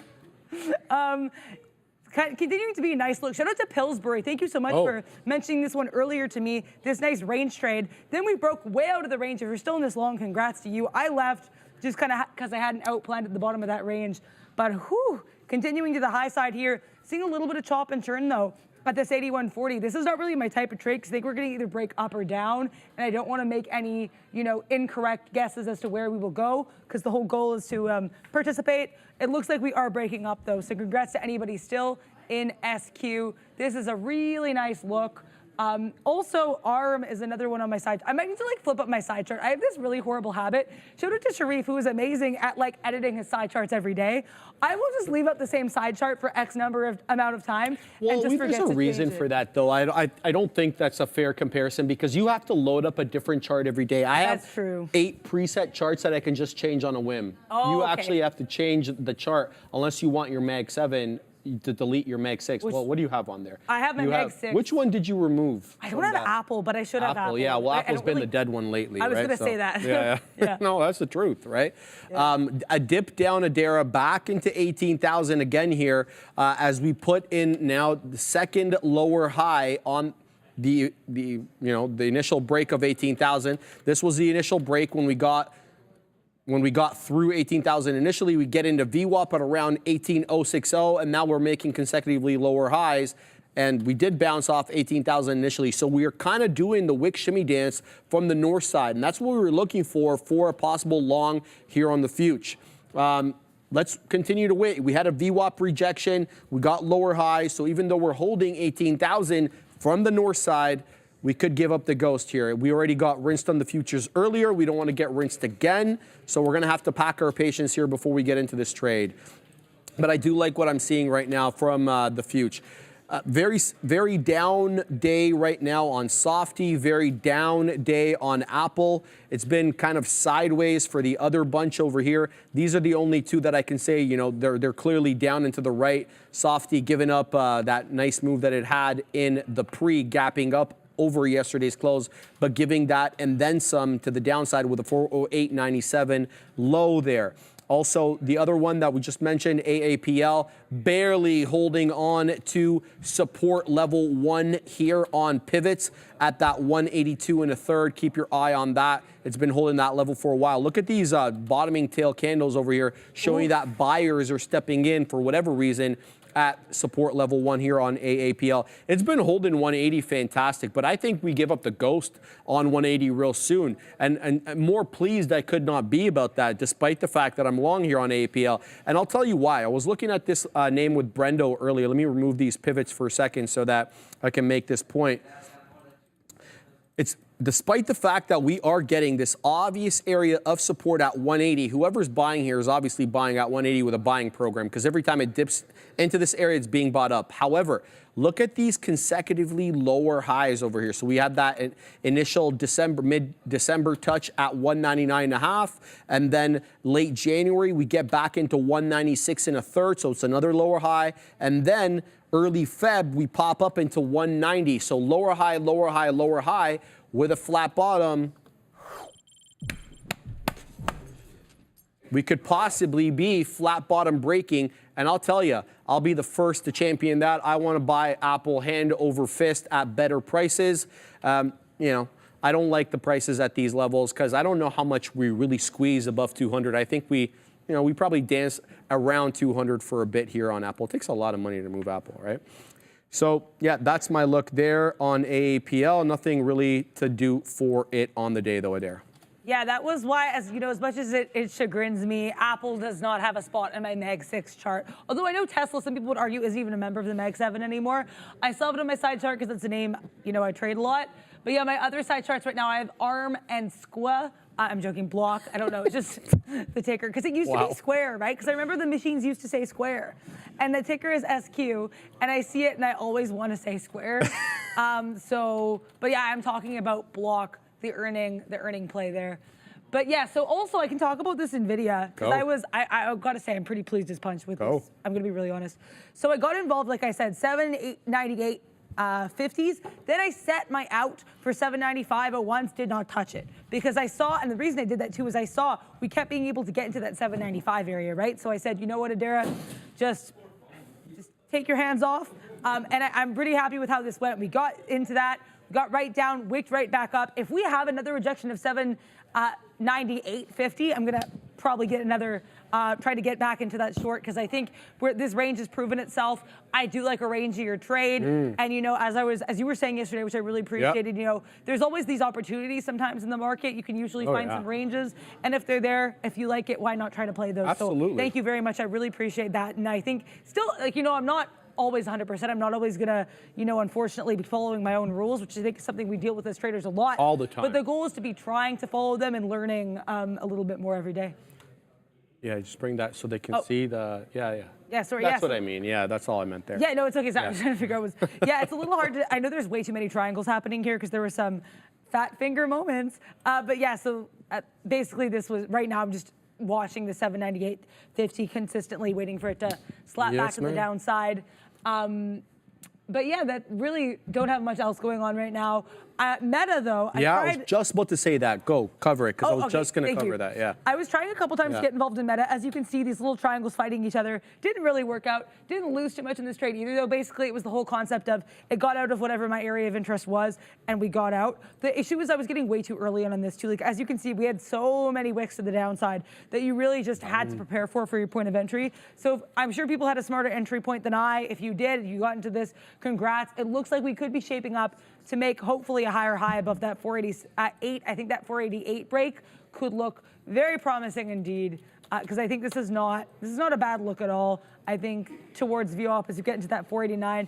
As we know as well, I do like previous day levels. That 488, 489 area was really fun yesterday. So let's see if this kind of continues to be a moment of interest. Also, shout out to Alec Hamid in the chat. I love Neil's message of the day. It hit home for me. Yeah, same here. Like, Sharif and I are always talking about too. We really get a lot as well. I don't want to speak for Sharif, but I know we. No, you can in this case absolutely speak. Because I know we talked about it yesterday. Yeah. We get a lot from the lessons as well, being able to just sit here and hear them, and I think. It's really cool. Another thing to add to the community. Yeah, and I love how Neil and Sean both bring like completely different things to the table, man. Like the Katina man and the hype that comes in with trading these big cappers, and then Neil's wisdom, and he spits out his experience. I love it, man. That's why I was a fan of the show before I ever worked on the show. That's why I watched the show daily before I ever set floor on this prop floor. I said floor. You did set foot floor. on the floor here. Shout out to both those guys, man. They're sitting right next to me right now, which is probably kind of weird for them, but it's all good. Right? All right. They want me to look at Hood, and by they, somebody in the chat. So let's have a look at Robinhood at the moment. Decent move today for Robinhood. Let's pull up the side chart for it. Over here, what are we up on the day? We're up 3.5% on the day. We dipped there into that key area of resistance in the pre, and that was at 14.10. We dipped there ever so briefly around 11.15, and we've been up and to the right since then. Having trouble, though, with the $0.50, 14.49. So it's a good look for Hood, but the volume obviously a little bit suspect on it. Not one of the ones that I'm going to trade on the day, to be quite honest with you. But yeah, good look for Hood, and they had a great earnings report last time, making a lot more money than they were. Trading income is up, trading activity is up. They're also making money from interest as a result of the higher rates for people who are using margin. We just finished talking about that on the lesson. So Hood, good look on the day, just not my cup of tea at the moment. We're involved in Tesla. We're looking for a hold here at the bottom on TSLA. It's been multiple attempts today on Tesla, looking for a move back into VWAP, maybe at around 195-ish, but it is coming down again as the future kind of consolidates sideways there. So we'll have a look at that. But I do like your idea here on META, as it is putting in about some higher lows and higher highs, maybe on the way into that 490 again. That's where VWAP is, and that's where we had the IB low. Let's bring in that side chart here. Shout out to Dan the Man Emmons, who kind of basically taught me how to look at IB lows and highs, and that's basically the implied balance open and the implied balance high and the implied balance low, and that's usually right at the open there. And look where the low is, that 488, and look where we've been having trouble, surprise, surprise, at 488. So if we can take this level over here, we could be easily on our way into 490 on META. Pack your patience. Yeah, I think definitely get a big Samsonite for your patience for that meta trade, though, because that thing was so bamboozling around 12. Like, I just kept being like, are you here? Does it love me? Does it not? Does it love me? More often than not, it did not love me. Aww, but that's all right. That's okay. There's maybe it's just, a little bit temperamental with this market. That's okay. We always have another day, another time for the market. Yeah, this NVIDIA trying to break that 800 again, so I'm not touching this thing as a short. I'm not touching it as a long either. Get a little bit too breakoutish for me. You're turning your back on NVIDIA? I know. The Katina man would be very upset. I know. I'm kidding. I know. Yeah. But no, I mean, honestly, the thing is too, Neil says don't look a gift horse in the mouth. Very true. I was really happy with this earlier short I had, and so I don't want to mess it up by having a short I don't feel confident. Even in this fat finger extravaganza we had later in NVIDIA, that was even, I was still, the points of entry I was happy with, I just kept making a mess of getting out of it, right? So, and even then there was still one $2 winner within that fat finger situation. So I don't, you know what I mean? Even though we did fail 800 here, I really don't want to get involved unless there is something screaming at me to do so. Right now, the only thing screaming at me is my P&L saying, Adara, please don't. No, I'm joking. But I am not going to get involved here. But yeah, that meta looks really nice. Tesla looks a little bit, I like Tesla right now. Hopefully that the Cybertruck is very good to you indeed. Who knows? Who knows what the Cybertruck is going to do here? It's been bamboozling all day. We made money on Tesla though. Gave back a little bit, made more, gave back a little bit again. Now we're long again on TSLA, looking for a possible squeeze into 195. We'll have to pack our patience and see. NVIDIA is back at 800. It is back at VWAP. I see everybody in the chat. I see you guys. Trust me, I do see you. The thing is, though, look, it's a fantastic recovery off that 780, give or take. I know it got to 775, but look where the closing prints. They're all at that 779, 7080 area. It holds pivots really well. It didn't actually hold the close, funny enough, right? So forget about the closing print yesterday. It meant nothing. It's been holding off pivots. So, you know, nice V-shaped recovery, a sideways movement now south of VWAP. It tried to break through VWAP here, got into that 805-ish area, and then it was met with more selling. So unless this one can print a new high above 805, stay above VWAP, I don't personally want to take this long. The Katina man's been shorting this off VWAP, and he's been printing.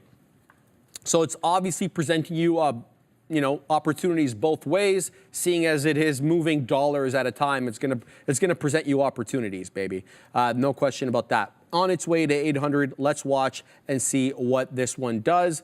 I wanted to get into Meta, but it's kind of sideways at the moment. The volume is really dropping off on Meta right now at 488. South of VWAP, I'd like a squeeze into 490, like I just mentioned here on META, putting in higher lows, but we have to break through this dreaded 488, 488 and a half on a closing basis, really here to secure that move up, possibly into VWAP. I think I'm going to set up a resting order here on Meta, so I'm going to send it to you for a sec. Yes, yeah, no, of course. I actually pulled up blocks. Yeah, I always want to say square. Blocks, and people mentioning block in the chat. What a look here. Nothing blocking this move up here from that 8140 area. I said with that consolidation, I thought it could go one of either directions. It went to the high side, so congrats to anybody involved in that. Shout out and congrats again to Pillsbury for calling out the range on this earlier. Although I did get a little bit out of it too early, I was pleased as punch to be able to find this trade, so thank you so much for mentioning that one. What a great community, very happy. Pleased as punch to be a part of it. So I'm seeing a couple tags here. I want to get to these. First, Crazy Stitch Lady, or the Stitch Lady here mentioning Ford. Do I see anything on Ford right now? Let me see. Honestly, I'm going to be really honest with you. I'm not really seeing much right now. It looks a little, it's just because it's not really a stock I trade a lot either, right? So I'm not as familiar with its candles. However, this VWAP bounce could maybe be interesting. The one thing that would maybe make me nervous about that though, is this could be a bit of a neckline, right? Because where that VWAP bounce is some confluence here with that little dip at 1220-esque. So I think, we might only have until that 1222 area. I would be pretty cognizant if you do get involved here of that 1222 area. But that being said, I wouldn't really want to go chasing waterfalls. I can't, in good faith, say I see a ton of opportunities on Ford. Only thing I really see could be that VWAP bounce, but I'd be really cognizant in that 1222 area. That's my take on that. Zoom out. Okay, do you want, I can do like a daily chart. Let me see. Yeah, daily, I think, with Ford's interesting too. We have these, yeah, there was that sort of a double top, a repeated consolidation area around that 1240. But generally, since that double bottom, oh, this is a nice double bottom. October 31st, coming back November 13th. November to remember, continuing to the upside. Rage trade, yeah, I don't know if I'd recommend a rage trade, I have to say. Rage trade? Lady, we just finished talking about emotions. Yeah, I don't know if a rage trade would be the best look. I'm going to be really, really honest with you. Even in a zoom out, I'm not seeing a ton of levels on this one. Beyond, if you're talking like daily from a swing perspective, those higher highs, higher lows. Also. Do you think it was maybe a pun on range trade, rage trade? It could have. Oh, maybe it was. That was range like- trade. that's right Oh, down it your was alley. range. So she did mean range. Yeah, that's Okay. right down your alley. I'm surprised That you is- didn't pick that up. That's like your thing. Yeah, I mean, some of my range trades have been range. No, I'm joking. It's been a pretty chill day. But yeah, no, range, I guess that makes sense if you're going to go 12.18 to 12.22. Yeah, sorry about that. I didn't understand. Yeah, I think 12.18 to 12.22, not a bad range, quite honestly, as long as we keep projecting off VWAP, because I would be cognizant to that 12.17 area. If you want a really, really tight stop, could be interesting, because look where we had that big pop in at the in the pre-market there. So I think that could be an interesting look. Also, IWM getting mentioned by, I really don't want to say your name wrong. Abjeeth, I'm so sorry. I definitely said your name wrong. I apologize. Mentioning IWM, a name I often trade, but I haven't traded in a while. Live trading at Trader TV says silly Billies. It's Ram. Yeah, I see her when she's on the chat. She's like always that. laughing at her own jokes too. Right. Well, no, she she's finds such a herself great hysterical. time. Yeah. She's like, hilarious. I'm literally hilarious in my ear, Joker. Yeah, You're funny, Ram. Shout out to Ramin and Fabian. Always Yeah, man, they're always killing killing it it. and having a good time at the same time. No question which is about the it. dream. No question about it. Yeah. And they add a lot to the kind of the dynamic of 100%. the stage, because you guys can't see it, but we're on a stage and then the prop floor behind us a little bit lower. So like there's the people here and there's the people there, kind of there. Isn't that an awesome view? Can you put that back, Ram, for a second? Look at that fantastic view of the production area, guys. And that's where we are. You guys can see me. I'm waving my hands. So that's the whole look right there. There's Adara. So there's a Katina Man. You can see the Katina Man waving. I'm printing on NVIDIA. There he is. Shout out to the Katina Man, baby. All right, Adara, what do we got over here? We got Tesla long. We're long at 69s. It's at 65, so we're still struggling with that one. We're long 488.03 on Meta. We're at 488.20. We're definitely looking for a move past that 488.5. That was the IB low support level, now clearly acting as an area of resistance owing to this trough over here, showing you that that was resistance there. So a lot of patience here that I'm trying to pack on an afternoon where the future has been kind of very sideways. Some of these other names have also been kind of sideways. So I'm trying my best here to find the best trades. We shall see what we get. Nice move up on Meta, continuing to put in higher highs and higher lows, but I want to squeeze ideally into that 490 area at VWAP. We shall see what will happen there. A lot of bottoming tail candles also coming in here on TSLA, even though it is near lows. Look at it's being bought up aggressively. These bottoming tail candles show there could be a buyer in and around there. But Adara, if we're going to move sideways like this isn't the trade for me. I'm looking for a momentum trade to the high side, at least into VWAP, which is now down a little bit lower where it was before, 194.75. What's up, Katina Man? He's not getting printed on the bid on NVIDIA, so liquidity is a bit of an issue right now on NVIDIA. So if you're in that, be careful with NVIDIA. The Katina Man having issues getting printed on the bid there. But that's the look for me. Not much else to say other than to ride these two bad boys. We're in the money on both of them, but barely. Now he's printing, baby. Spin it. Oh, I thought you were going to spin it. Okay. All right. It's not a huge move yet, but it's coming. He's short at 801s, by the way. Anybody following along with the Katina Man? Oh, I forgot to do this. I didn't do this today, Adair, so probably take the opportunity to do this now and to show you guys that we have a brand new channel. Yes, we do. And it goes by the name of More Trader TV. You can find it at this one, this account over here. It's called More Trader TV Live, Ram. And there you go. So this is what you would see. You're going to see the Katina Man's position. Long Amazon, short NVIDIA, short Affirm. All his trades are on the side there. When he got out, what? Those are wrong, Katina Man? The trades are right, the fills are wrong. The trades are right, the fills are right. Trades on the side. The position where it says Sean's positions, these are all right. Where it says Sean's last trades on the right, those are wrong. We're still fixing that. Shout out to Mark. He's been putting in a lot of work. He's one of the programmers here. And you'll see Neil's position on the left side. You'll also see the economic calendar. It looks like Mary Daly may be dropping hot lines in about half an hour. Thank you for putting that on there, Adara. Top stocks as well. You'll be able to see that the biggest movers, that comes from the NOS boss and his crew. This is powered by Trade Ideas. Make sure to get on that channel, baby. You should be running that simultaneously while watching us so you can be apprised of what the Katina Man and what the Neil are trading. Oh, Dara. Yeah, no, I think, so much going on. Shout out to that side channel. Shout out to everybody super chat. killing it on the production side. But we do have a super chat. Ian Rispetto, $4.99 super chat. Thank you so much for the super chat. What's the thoughts on buying Pan W for the long for the portfolio? I picked up some yesterday, 264. Did any of you pick up some on this post-earnings dip? Sean answering this a little bit in the chat as well. Me, love Pan Dub. Yeah, I heard him praising Neil today for being in it today. So you could tell that he was liking Pan Dub for sure. Hit it, Katina Man. The Katina Man he broke 8 bills. He's printing on an NVDA short again. Sorry to interrupt you. No, it's okay. I'm just trying to pull up this Pan W chart here. So, let me see here on the. This one's cool on the daily. This pop off of this 9 EMA. Might actually have to look at that again. But in terms of the daily chart, I mean, right now it looks like that 264 was a really good pick. Congrats to you. And you know why I like this level as well? I see a trend line. Don't know why I sang that, but I did. So that's okay. Look at this. We had this previous area of resistance and a couple wicks into it too on the daily. Going from, sorry, I got really excited there for the volume. October 10th to October 20th, about a week here.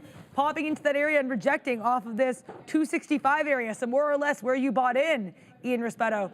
Then we see here that resistance did indeed become support coming off that earnings. I honestly think it's a good look. I would be cognizant as well. We're kind of coming to that 282 area where we did have some resistance, support earlier on the intraday, on the daily chart. That could be resistance, but I do truly think that's a very good look. And and congrats to you. I honestly think, especially beyond the fact that it's just, a good opportunity to buy the dip on a stock that did drop a lot on earnings, but has generally been pretty strong overall. I do really think that, just from a chart perspective, it's a very nice look here.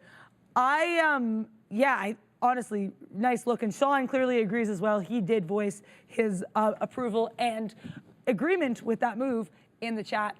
I am in 2 trades. So I will talk about those right now. I am in the IWM, and I saw that because it was someone in the chat was mentioning IWM to me, and I pulled it up, and I thought it did look a bit like a flat top break. However, the one thing with flat top breaks, or not even flat top breaks, just with these, with the ETFs, is that they don't always behave in a normal way. And by that I mean, because they're, you're not going to be last chart movement and more kind of what the stocks inside ETF are doing, right? So with this, I mean, I did like this kind of flat top look, but I understand it can totally go against me. I'm going to actually add a little bit here because this was my planned area of potentially adding just around that 9 EMA. If we break below that 260 area, decisive new low, I'm going to be out. But I did get involved in this probably a little bit earlier. I do like this area where I got reloaded as a better area of entry period. I'm going to be taking some out around that $200.90 area, preparing for that 201 break, because even though this is an ETF, I still think the look of this flat top break is a nice one indeed. Also, ARM finally breaking a little bit in the direction I want it to. So I'm going to pull up this ARM chart. Yeah, so basically the thesis with ARM is I initially got involved a little bit too early. Bless you. We broke down. We're having a harder time kind of, I think 3 minute it might be a bit clearer. But the 3 minute, as you can see, we're kind of curling a little bit, right? Back to the downside. And we're also curling at that previous area of support.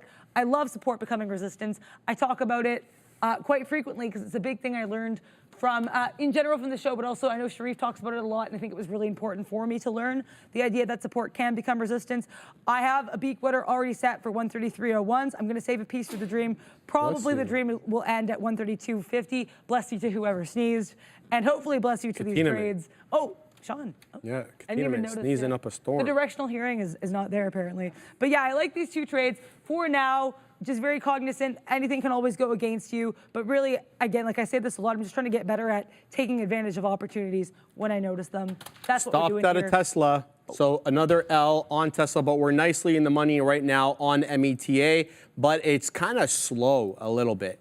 It's not really moving in the way that you want Meta to move. It's a spready name too right now. It's about, well, right now 6 pennies, but it was 15 just a second ago. Here we go with the $0.50. We've been having a lot of issues with this particular level, and that is that 488.5 level. That is the IB low. I think Mr. Fife was asking me what the IB low was. Well, basically when you have that opening print, you have a high wick up and a low wick up, and you kind of try to gauge where the high and the low of that ranges, and then you work off those levels later in the day to see, are you above that level, below that level, and it should help guide your trading as whether you want to go long or short. So I think that that's the easiest way to explain it without getting into too many technical terms.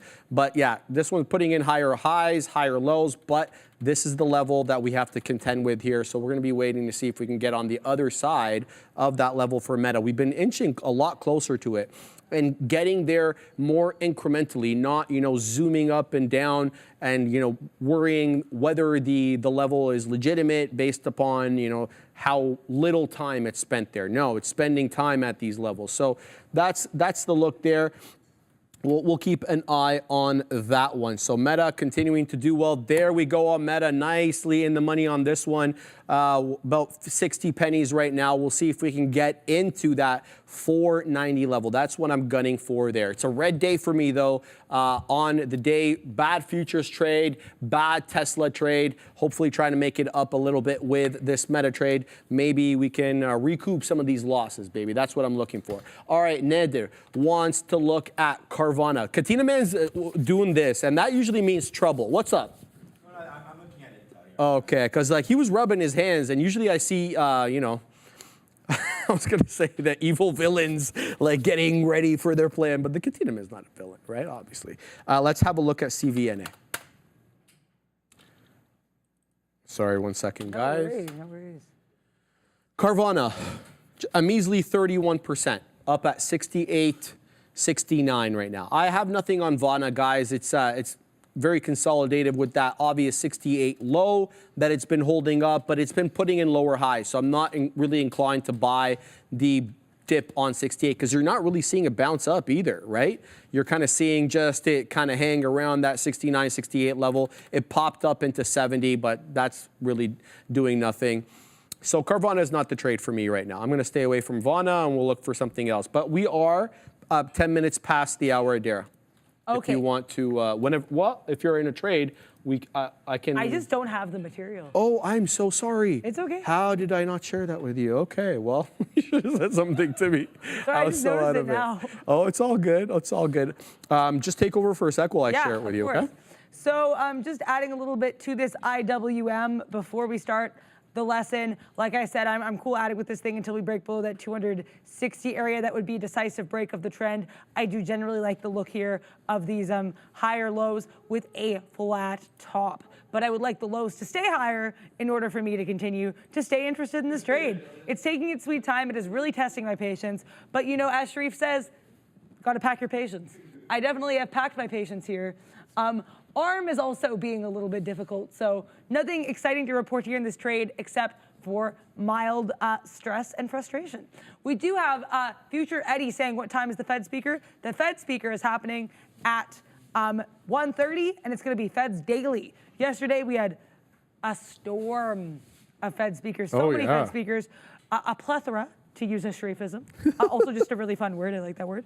But yeah, plethora of Fed speakers yesterday, not any data today, and only the one speaker. So a bit of the Fed kind of taking a chill Friday, with the exception of Mary Daly, ready to hit that mic soon. So yeah, we're gonna have to wait. I sent it to you, by the way. Oh, you did. And so there's 2 documents. Remember, because I had made 5 lessons for a 5-day week, and then realized it was a 4-day week. So the PowerPoint will have from both. Okay, perfect. Okay. Yeah.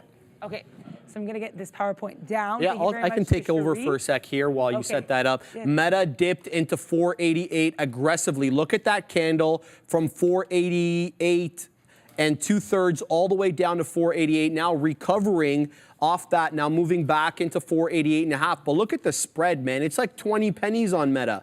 Well, right now it's 10. Well, it was just 20 a second ago, but What I like that, obviously, because it did hold the whole dollar level, so you're looking at some support, making higher lows. It's got to dip in at some point, I guess, and especially on a day like this, where we're really on the NQ, it's kind of below the VWAP. It's below yesterday's close as well, so it's a bit of a tougher look right now for these Mag 7 names as they're having trouble moving up, being held down a little bit by the future. So we'll continue to watch. But yeah, Meta doing real well here, looking for a possible squeeze on this into that 490 level at VWAP Adara. Yeah, awesome. Thank you so much. So we're ready to go with the lesson. Bless you. Trading terminology. And look, we have these fun images, legal and psychological trading terminology. So we're going to get a little law and order in here. Oh, that is weirdly, there we go. Here is the lesson here. So let's talk a little bit as well. What is? It's all good. It's all good. Thank you. I kind of threw you off by not sharing it. It's okay. No, it's not you. We're gonna say it's the computer. So there you go. Pattern day trading rule. So this is gonna be a U.S. regulation which applies to individuals who make 4 or more day trades within a 5 business day period over a rolling 90-day period. If they maintain less than 25K in their account equity. So if you have less than 25,000 in your account. If you have less than 25,000, this rule may apply to you. If you fall under the pattern day trade rule, you do face restrictions, which include, or which could include increased margin requirements, which could potentially limit your leverage and your trading activity. So it's just kind of a little bit of a limit possibility there too. You have to understand your account status and make sure that you can comply, or that you do comply, with the PDT rules, should they apply to you, in order to avoid penalties and unexpected limitations, because we don't want limitations in the market, you know? So yeah, just avoid the penalties there. Margin requirements, sorry, I apologize, I'm very not at my best with this PowerPoint today. Apparently the buttons and I are having a little bit of a fight, so I apologize there, guys. Margin requirements. So you know, leverage can amplify your profits, but it can also magnify your losses. So brokers do have minimum margin requirements to make sure that you have sufficient capital to cover your losses, because if not, you might get a little margin call from your broker being like, hey, you know, what's going on? You gotta deal with that, right? So put more money in your account. Put more money in your account or else, right? Yeah. So you really want to be cognizant of that. You do not want to get swept up in that or lost in the sauce with regards to margin. And you really make sure to understand your broker's margin requirements and trade responsibly in order to avoid excessive leverage, because you definitely do not want that. Let's talk as well about taxes. So you want to talk about short-term capital gains and losses. So that's what day trading profits are considered to be. As such, you are actually going to be taxed at higher rates than if you were to make a long-term investment. Bang. You really want to make sure to keep detailed records of your trades and consult a tax professional in order to ensure that you're accurately reporting and making sure you're complying to rules. Because if not, you don't want to have to deal with the consequences of that. You do not want that smoke, right? So in order to avoid that, you want to make sure that you're keeping up to date with all of the fun, or not so fun, legal aspects of trading as well. Because taxes are a really significant part of the equation, so you really want to make sure you're factoring them into your decisions. Now, what about brokerage fees? They're going to include commissions. Different brokers are going to be charging different types of commissions, platform fees, and activity fees. So you want to make sure to compare the options and choose the one that best aligns with your trading style and your budget. Really key. Just as all part of trading are really going to depend on your style, same with brokerage. You really want to make sure that you find one that suits you the best. Also, make sure you're cognizant of potential hidden fees here, or platform fees. Choose a transparent broker that's going to honestly tell you, hey, straight up, this is how much the fees are going to be, so that you can make decisions that suit your trading needs and that you aren't getting, again, to use another OBism there, lost in the sauce, because no one wants that. Now let's talk about discipline, which is huge with trading, something I'm still working on, especially as a very, very new trader. Both of us. Someone who's still, I think we all learn a little bit every day. You really want to stick to the plan, because trading, discipline, sorry, I clapped very loudly there. It's all good. Discipline is really one of the keys to success as a day trader, especially with the day trading, because it moves, things can move with such a ferocity. You really want to make sure, again, you're not getting swept up in stuff, right? So I think that's really, really key here. You want to look at defining your clear entry and exit rules and following them meticulously, something I still need to work on. And, you know, avoid emotional overrides. Even experienced traders will experience loss, so just accept the outcome. If something doesn't work, get out. You don't want to be part of that anymore, right? So I think that's pretty key as well with regards to discipline. Patience. Don't chase every trade. Don't chase waterfalls. Just make sure you're waiting for that defined setup and avoid rushing into actions based on FOMO. And as someone who's done that, right? Because that's how you can really get eaten up there. If you just get involved because you think, oh, everyone else is getting involved in this. This thing's running. Why am I not a part of it? It might stop running by the time you get in. That's the harsh truth of it. Also, you want to understand that successful traders or successful trades, often require waiting for the right opportunity. You really you don't want to act immediately if that's not there. You want to wait for the right opportunity. Neil and Sean talk about this a lot, being patient, waiting for those correct fills instead of just jumping in whatever looks good, right? Because that's how you're going to make the most of your trades. Also, last but not least, patience in other life endeavors. Usually if you're going to be a patient trader, you're going to be more patient as a person. As someone who's not patient, as a person, as much in the shorter term. In the longer term I am, not as much in the shorter term. This was a conversation Sharif and I had earlier and something I learned a lot from. I have to be really cognizant that sometimes my setups aren't going to be as patient, and patience is something I have to work on. So understand that aspect as well. Risk. I think that's it. No, because we had to amalgamate them into two. Thank you for that, Adara. Shout out to you. I may have to look at getting out of this meta trade here. As is no longer holding 488. I really wanted that whole dollar level to hold. I don't want to paper hand this trade, so I'm going to put the out at $0.75 $1, $2/3 of $1. We'll see. It's having a lot of trouble breaking and holding above 488 here, and especially as the volume has dropped significantly on all the Mag 7 names, futures included. The futures have been really moving sideways here at that the 18050 level, which is that VWAP, which is also yesterday's closing prints, pumping a little bit now, getting a little bit north of VWAP, and it's been put in a good trend, man. I mean, I can't complain about this trend here on VWAP. Higher highs, higher lows. I mean, the higher high to come in, we got to go about another 10 points or so to break above that 18064.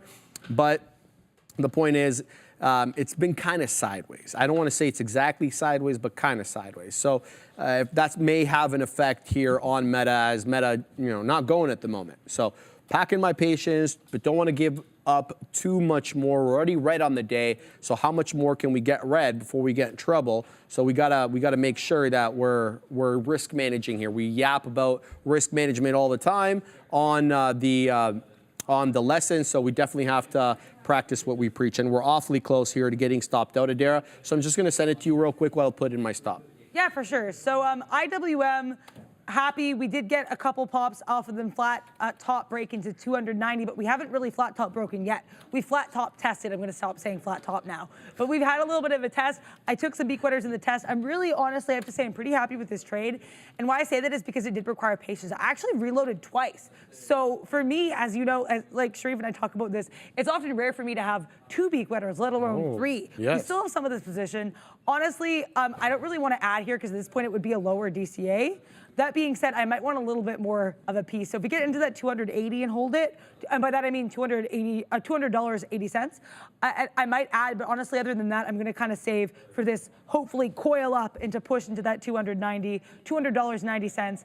Indeed, I would be pleased as a punt. I'm sorry. Yeah, I can take over. Sorry, thanks for that. I just had to put in my stop, and we'll see what we get here, but very consolidative at 488. We'll see. Now, we're moving up here on the future, baby. We're close to that high that I was talking about, 18064. We're now at 18062. Let's see if we can break above this level. We've been putting in a series of higher lows, and this is what I mean. Like, look at how every wick subsequent to the previous candle has a higher low. And it's also now putting in higher highs. And this is what I like to use this 18064 level, not because it's a random level, not because, we crested out there, right? We definitely found some resistance there. I didn't see another level to justify this hold up at 18064, but I'm assuming that this was a quick wick up and down because the closing print was south of VWAP, so it was most likely a VWAP rejection and then putting in a higher low, and that's what's keeping me bullish on these markets. Really, that's all that it is, the higher lows and the taking of VWAP right now on the future.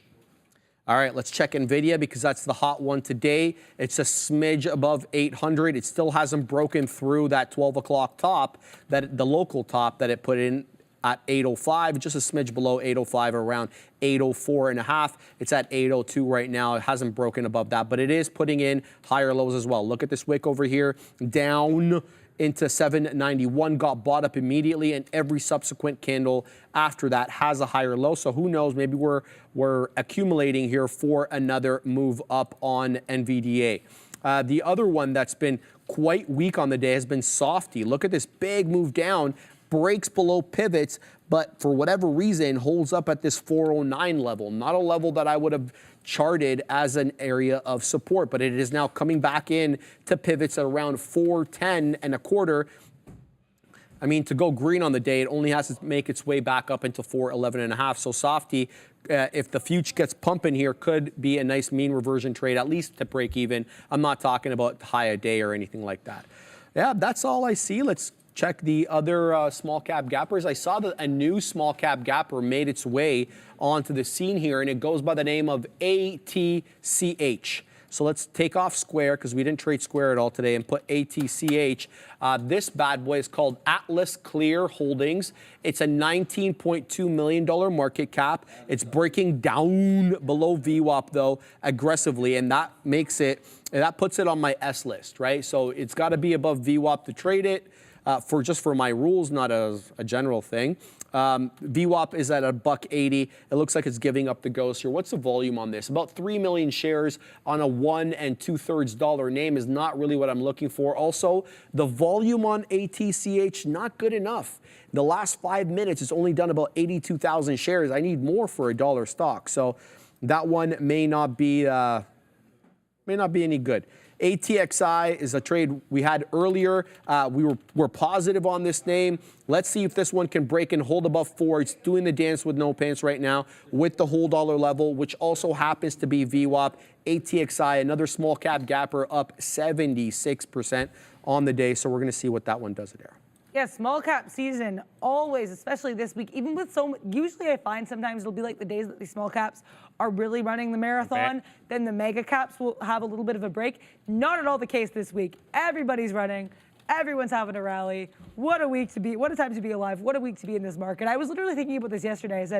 I was thinking to myself, I'm super happy that I get to be trading during this crazy NVIDIA pump, do some post-earnings madness. Meta's moving. What a crazy time to be trading. Yes. Yeah, I mean, I added a little bit to this IWM, so I did DCA down. Really, I just wanted more shares for that hopeful break into that 290 area. Not hopium, I said hope, but really I'm just looking at the chart pattern, and that's what we're seeing. So hope maybe not a bad word, maybe just like what I'm seeing on the chart, as I guess. It gets a bad word in trading, it's a bad word in trading land. Yeah.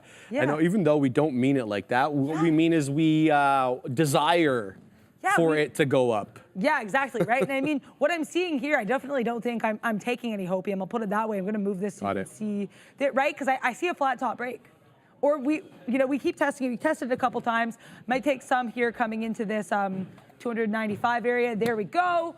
Sorry, I got all Sharifish. I clapped there. I was really excited. But yeah, no. Nice trade. Thank you very much. I still have a piece of the dream. Really happy I did keep a little bit for this. We're going to try to save for that 201. I'm not going to add to this, though, because I already did DCA down a little bit there. Robbie V saying NVIDIA looking weak against the NQ in the last 15 minutes. Time for a short, question mark. So let's see. Let's see if I can answer that question mark there. At least with my, again, not advice, just my take on the chart. Honestly, I have to say yeah. And I'm going to explain why I say yeah. I'm going to zoom in a little bit just so you can kind of see, and I'll zoom back out. Okay, yeah, this is basically what I'm seeing is a flat top around that 802 area, and we're kind of curling back towards VWAP. This is not a trade I would take just because I get a little bit nervous. I like a little bit of a rangier move. However, I would say, sorry, I probably answered your question a little bit too late. I do apologize. I would probably wait and see what we do at 800. I might wait for an 800 test. If we test 800 and bounce back up, then maybe you see, hey, there's a little bit more wiggle room here. That being said, that double top at 802, and that, as you said, like, the fact that it's moving kind of not in tandem with the NQ, B, the fact that we had like a kind of a slow curl to the downside. I honestly do think this is a good look for a short. Also, Sofa Ruler, I'll say your name that way. Sofa Ruler 3 saying hope is better than blind faith. And you know what? I agree. And I think that's a really good way of putting it. And thank you for saying it like that, because that's what I mean. Like, I don't have blind faith in IWM. I got involved because I saw, X and Y setup, which was going to be that flat top look and those higher lows and the flat top. But yeah, I mean, it's not blind faith. It's really just, you need something to keep you in the trade sometimes as well, right? Beyond the technicals. And I think what's keeping you in the trade is in some way probably hope. You hope because of this setup that you're getting in, and I do think that's different than blind faith. So thank you, Sofa Ruler. Also, I'm going to talk about ARM. Some people mentioning ARM long here, question mark. Someone else was saying to me, what was the setup that got you into the ARM short? So I did have a setup, and I want to talk about it. Basically what happened was I was noticing, I think it's clearer on the 3, so I'll explain it that way. But basically I was seeing, we did kind of have these lower highs, and then we had a little bit of this kind of curl to the downside here. You know what I mean? I got it. A, I did not get it right. I should have scalped it out a bit more. B, we kind of got into that 134. I got out about a 50 penny loss. So that was my take on that. I do understand, not a great look, but I did have a thesis going into it, even though it didn't work out. Yeah, Meta, I mean, it popped up there into 488.75. We didn't take anything out because we're waiting for that 490 squeeze if and when it happens. But again, encountering that level of resistance at the expected level, which is, give or take 488.5, 488 and 2/3. Look, this is the crest off which I'm working. That was the top that we put in around noon, and we've had issues breaking through that level since that time.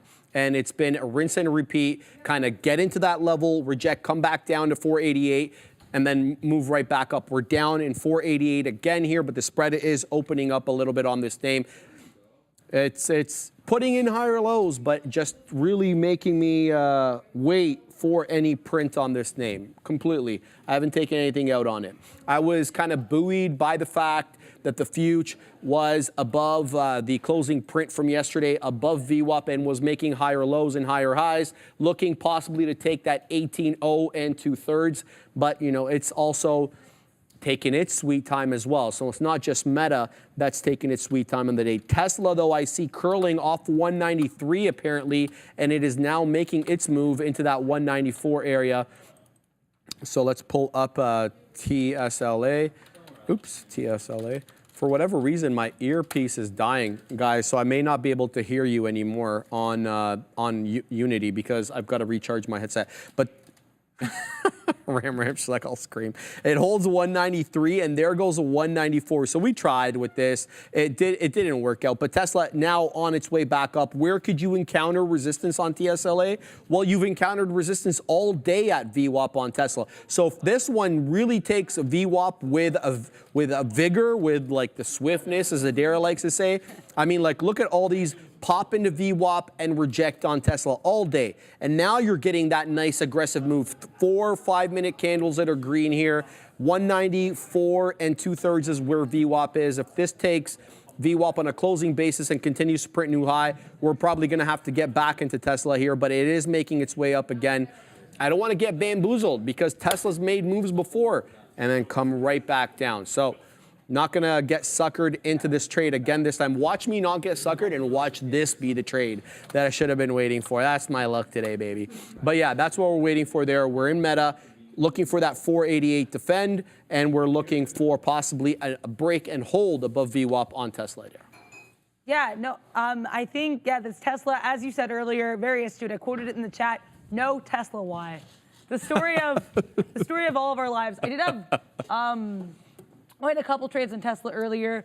One of them worked out. The other one was kind of, wait, actually, did I trade Tesla again? I'm trying to remember what I did with Tesla.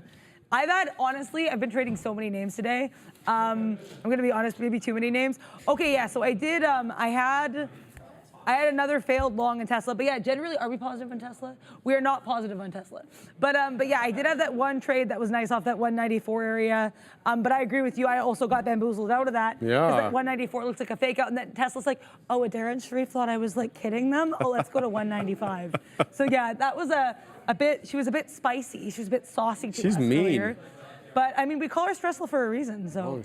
But yeah, this IWM. we're getting closer and closer to that 201. I'm not staying in this beyond 201. I just don't really have enough beak wetters to kind of space it out. I'm going to be really honest. So if we have that 201, even that 299, I shall punch into that. So very happy with this one. Right now, this was a bit more of a patient trade for me because it's a bit more of a breakout move. But again, just doing a breakout in a way that I'm comfortable with, right? Playing the range. And that's a huge thing I'm trying to work on, and a huge testament to everybody in the chat, always helping and giving some POV on that. Sharif, definitely helping me with that as well. Just the idea that be comfortable, trade and how you're comfortable. And if you do that, then you're probably going to be a little bit, I guess, to repeat the word, but you're going to be more comfortable, period. So that's what's happening here. We'll see how this trade goes.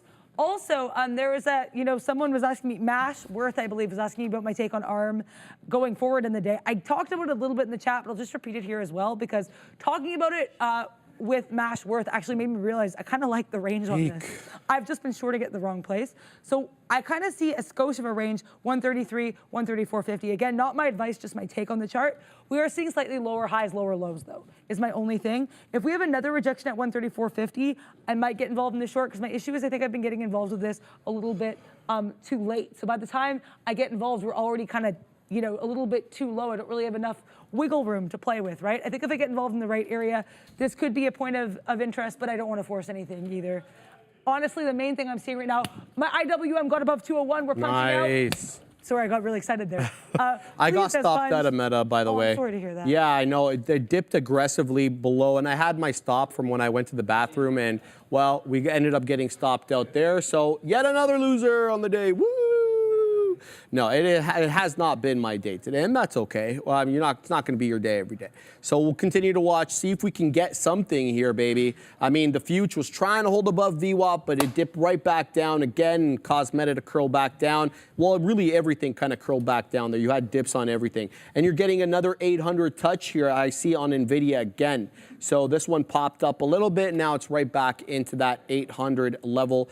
Couldn't be more pleased for you on that IWM trade. Much. Shout out to you on that. What's the Russell up to today? It's leading the pack in terms of indexes. So the Russ up 0.7. You're flat on the NQ. You're up a quarter point in the ES, and you're up a third of a point on the Dow. So the Russ leading the way today. Mr. Fife, shout out to you. Thank you for that. It's just the way it is sometimes. But someone wanted me to look at Roku, so I'm going to look at Roku for them. Let's pull that bad boy up.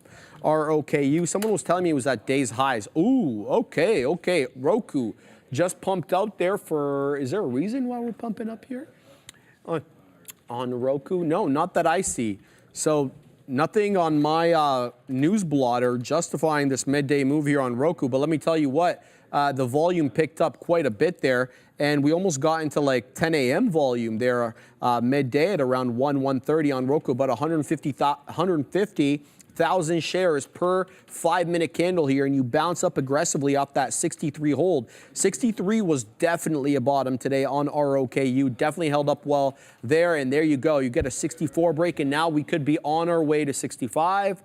Let's see here what the wider time frame looks like. Okay, so if you're looking for an area from which to take profit, I would have to suggest to you that this 65 and a quarter, 65 and a half area, that owes to the pre-market the opening bell, the opening range top from it yesterday, topped out about 65 and a quarter, 65 and a half. So if we make our way through 65, you may want to take some profits there. But Roku, nice midday move here. While everything else is kind of stagnant, Roku's making power moves at the moment. So good look right now on Roku. And as per usual, looks like I have bottom wick here on my I was about to say TSLA. I was about to blame Tesla. No, Meta, out on Meta again. Thoughts on NVIDIA, asks Maroon. Well, I mean, it's been very stagnant, very sideways action here. The Katina Man's been printing on this one, playing the ranges. But say again. I'm choosing Intel now. The Katina Man is now choosing to short Intel. So Intel's up about 2/3%, and he's taking that bad boy down. Yes, he's short at 43. But sorry, what's up? 43.33, thank you. And in case you guys wonder where you can follow the Katina Man's trades, this is the channel that you should be looking at right here. It is called More Trader TV, baby. And this is the live stream that's actually happening now, Ram. If we can show this, this is his position right now. Short Intel, 43.33. The Neil is short Affirm, 37.55. He's short Google, 143.95, and he's long Rivian at 10.5. The Katina Man has been holding that Amazon long since the morning. He's printing on that, so that's the only thing the Katina Man is long. And then you can peruse the screen and look at all the other different data points that we have there. It is our second feed now, and we're proud, very proud to have launched that for you guys. It's been a long time in the making, and we're pleased that we can offer that to you, Adara. Yeah, no, shout out to everybody in the production side, killing it with that second stream.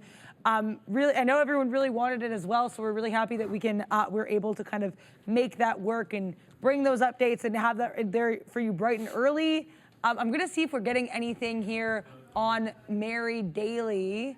Not seeing anything right now, but you know what I am doing is I'm checking that on Benzinga. So we're gonna give a little shout out to our sponsors and friends at, oh, what am I doing, computer? There you are, at Benzinga. Oh, I love this news story here at the top because I think this summarizes this whole market. Renewed AI frenzy leaves market to new highs, overshadowing negatives. Great headline, but in all seriousness, we are brought to you by Benzinga Pro, and you can sign up today for 50% off their premier news and research platform for retail traders. You just have to use the code TTV, capital letters. That is TTV, capital letters, and just use the link in the description to go to checkout. So I do have that open to see if we have any news from Feds Daily with that speech that started bright and early, not bright and early, it started at 1:30. But yeah, so I'll keep you guys apprised of any new information we get here. 802 in NVIDIA short, says Sean Katina. But you can see that on More Trader TV Live, and you can also see that in 23 minutes when he and Neil will reclaim the... They'll be back at the desk, yeah. And you also have the podcast filming tonight. That'll be live tomorrow. Sean killing it with the market recap. So many exciting things to talk about. Look at those banners in the bottom of the screen there. They will tell you everything you need to know.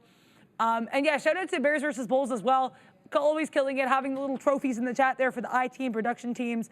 It takes a village to raise a child, and it takes a village to Trader TV Live. So shout out to everybody in the back, everyone in production, everyone here in the desks. Always happy to be here and be with this community and hopefully give you guys a little something about the market. So I also want to say here too is I got involved in this Microsoft long. So why I got involved here is we had this little curly bottom. I am cognizant of the fact this might be a skosh of a double top here at this 40 area, but we did have a slightly higher high, right? And I noticed, I was watching the tape, we had a little bit of a pause at that 410 to kind of breathe. And so that's why I wanted to get involved in this long, taking a little bit scalper with this, taking slightly more shares than I normally take, but still not an egregious amount, just enough to, get by in the morning. Not anything that's gonna be really upsetting if we lose this, which by the way, I'm getting out if we break below that 409.85 area. We are giving this 15 paper pennies. We're trying to get out at 410.30, so it's gonna be about 1 to 2 risk to reward. Really happy with how we're holding this 410. The goal would be to continue holding this 410 area. So yeah, really happy with how this is looking thus far, and really just happy, to learn from every trade. It can get really discouraging in this market, especially with all these very bamboozling moves. And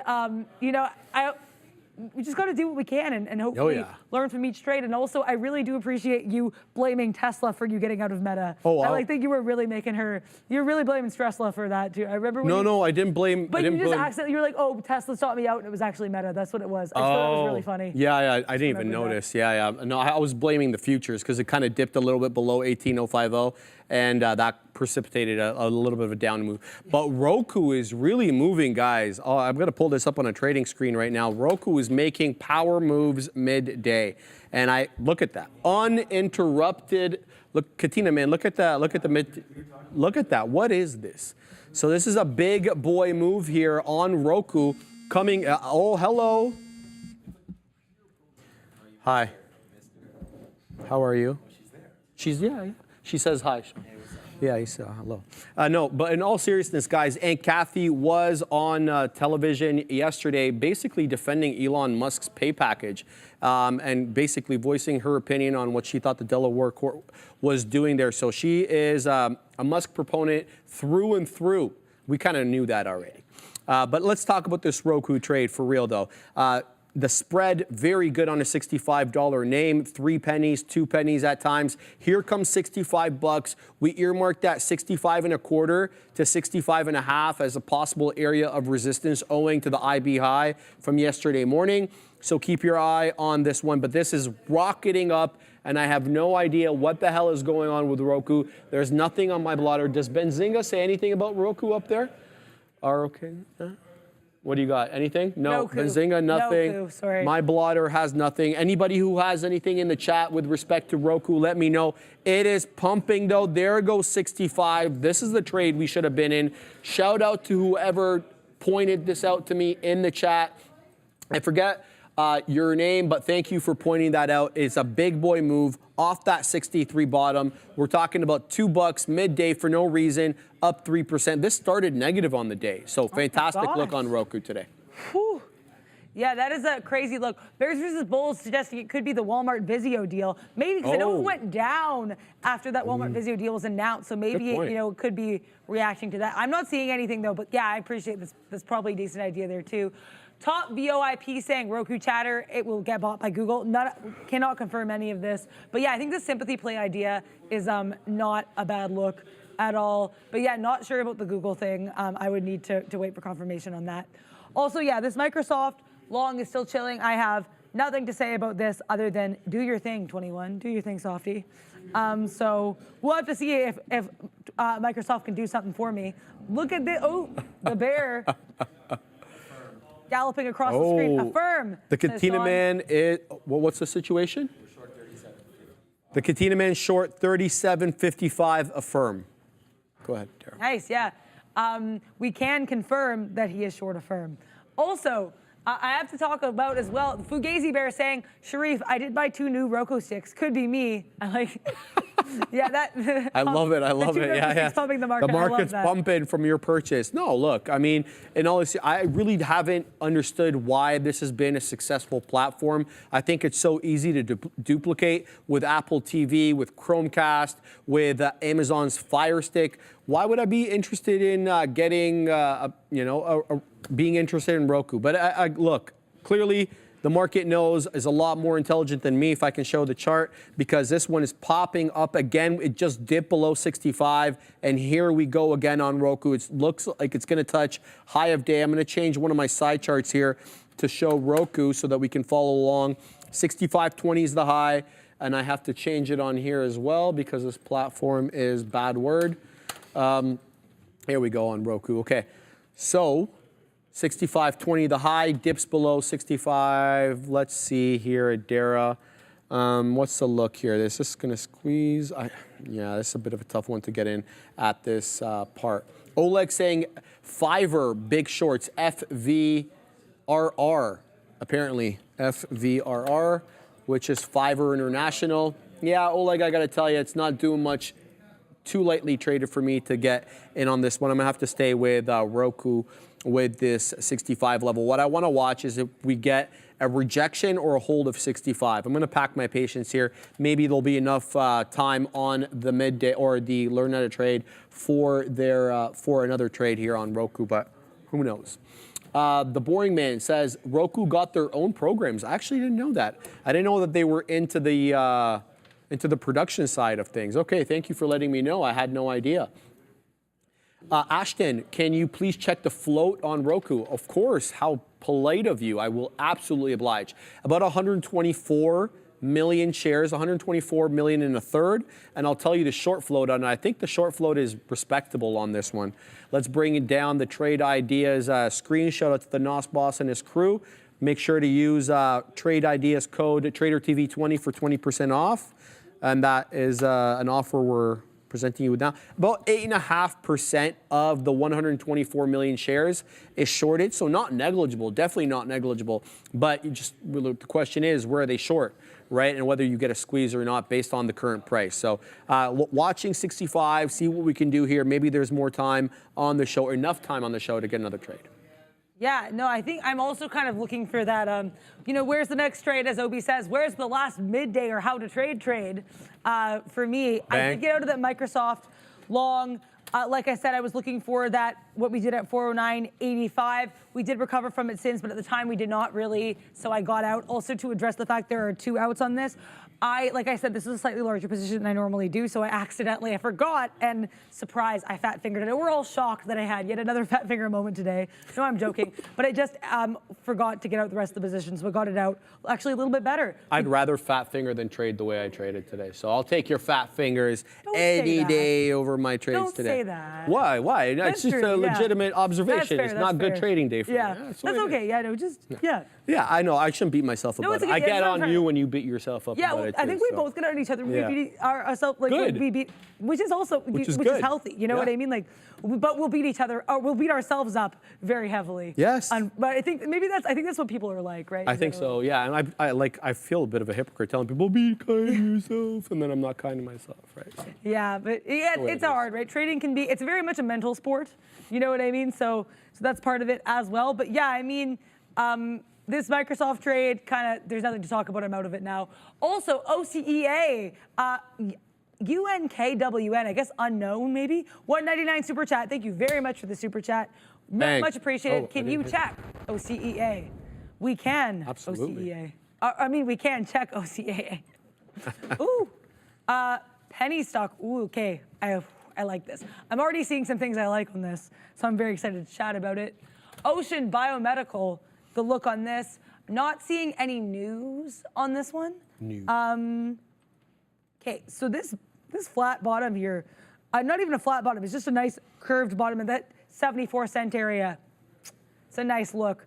We kind of top and turn here from 10.20 to 11.45. Then we have a nice pop, and we come right back up into the 9-cent area. The one thing that concerns me is this pseudo triple top at 9 cent. I say pseudo because we have at other areas, like earlier we had other higher tops, but since we had that 92-cent top twice, we have not been able to eclipse it since. I would be very cognizant of this level, unknown, if that is how you pronounce your username. The thing is, too, that we are having higher lows, which is nice, but I would be really, really cognizant of 92 cents. In terms of an area for the low, that 74-cent bottom was beautiful. I got very excited when I saw that. First thing I noticed about this chart. Really like it. In general, though, we are having lower lows. That's another thing to keep in mind. Regardless of that 92-cent break or 92-cent double top, we have lower lows in general. I would need at least a higher high, or lower high, sorry. We need a higher high. We need a high above that 9 cent, I believe. Thank you so much to Mr. Memes for the $20 super chat. 5th super chat in the live stream. Not seeing a message here. If you have a message you want to share, definitely tag us and let us know. Thank you so much, though, for the super chat. Much appreciated. Great participant in the chat. Yes. And yeah, so grateful for the community here. Very much so. Absolutely. How goes it, Roku? It's okay. We're like flat on it at the moment. We'll check. What was the person asking me to check over here? AMD double bottom, he's asked. Let's have a look.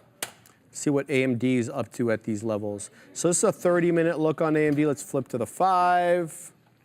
Yes, good observation there. Now, look, it's not typically how you want to see a double bottom, and the reason I say that is when you see that double bottom, you want to see buying coming in, not sideways consolidation. Sure, it's putting in higher lows and higher highs here from 12:30 to currently right now, but that's not what we're looking for. You're looking for a big move down and then another move equally up. And so that's not what you're getting here. You're getting the double bottom where basically there's a buyer down there, but not enough buying to kind of propel this upward a little bit. So AMD may be giving it up here with some of the chips as it's been awfully strong.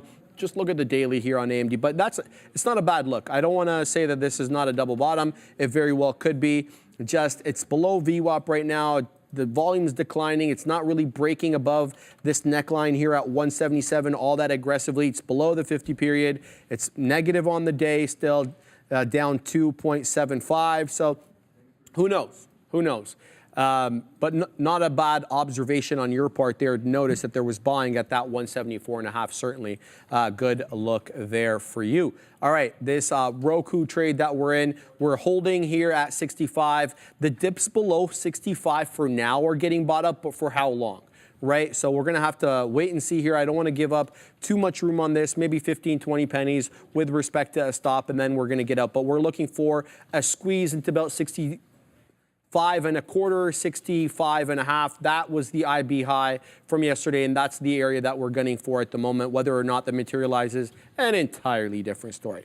Let's make some observations here with respect to the Mag 7 and what they're up to. So what I see right now is a whole lot of consolidation sideways, Ram, on some of these charts. But what I do see is Amazon on the way down. Here comes 174 here on Amazon. It really held VWAP nicely, but maintained its price below 175, and then there you go. We give up the ghost, and now we're printing some lower lows. So we'll have to wait and see whether it holds up at the whole dollar level. Katina, man, what's up? In Intel? Oh, which one? Remind me. NVIDIA. The Katina man is still doing his thing with NVIDIA, baby. And to the tune of $3 in the money. Shout out to the Katina man. Probably numero uno on this floor today, baby. But there we go. $3 in the money, sorry, on that NVIDIA trade. But with respect to Amazon, I want to see what this one does at 174. Let's give this one some room, Dara. Yeah, I mean, I got involved in the SPY here because I spied higher highs, higher lows. And then I was like, Adara, this is an ETF. It does not care about market physics. So kind of getting a little dicey here. I'm looking, why I got in was I like this bounce here just below VWAP. If we keep the bounce, I'm staying in. If we reject kind of out of this area that we're in, if we don't bounce here, I'm gonna have to say sayonara. But I'm okay with this trade. Really just trying to take it out here around this. I'm gonna see what we do around this earlier high, that 508.90 area. But I need to keep reminding myself that ETFs are not as respectful of chart patterns as other stocks are, right? And even then, respectful is such a strong word because really these stocks will do what they want to do, right? In general, even if I got out, we had a giant, fall below there. So that was a little bit of an L on that, unfortunately. But you know what? You have to see the opportunities you take. If you see an opportunity, try to take it. I took the opportunity, we failed, I got out. So I can't be too upset about this trade, in all honesty, right? Also, so we did have Mr. Memes tag us after because I said, let us know if you have a message here for your super chat. And he said, just love the show. So thank you so much. Amazing. We love the participation and we love the community and we really do appreciate that. So I just wanted to shout that out because very, very fun times. Seductive Snake, great name in the chat. Why are people shorting NVIDIA? Yeah, I mean, I think. Why? I think just because there's that kind of yeah, Sean just pressed the button there. I see what you mean though, is I think there's probably been some good range opportunities either way, as someone who was briefly hanging out in that NVIDIA range area, but I think really that 802 top was probably a decent level. I can't speak for everybody. Everyone's gonna trade their own book. Everyone's gonna have their own reasons for entering a trade. From what I'm looking at though, I do think that rejection of that 802 was probably a pretty nice look there.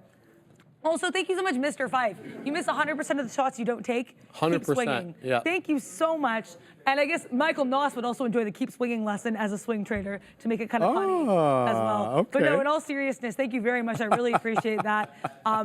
Yeah, it's been. I like that. We've had some highs, we've had some lows today, and I think really the biggest part, as you said, is to just keep swinging, just brush that dirt off your shoulders, get going.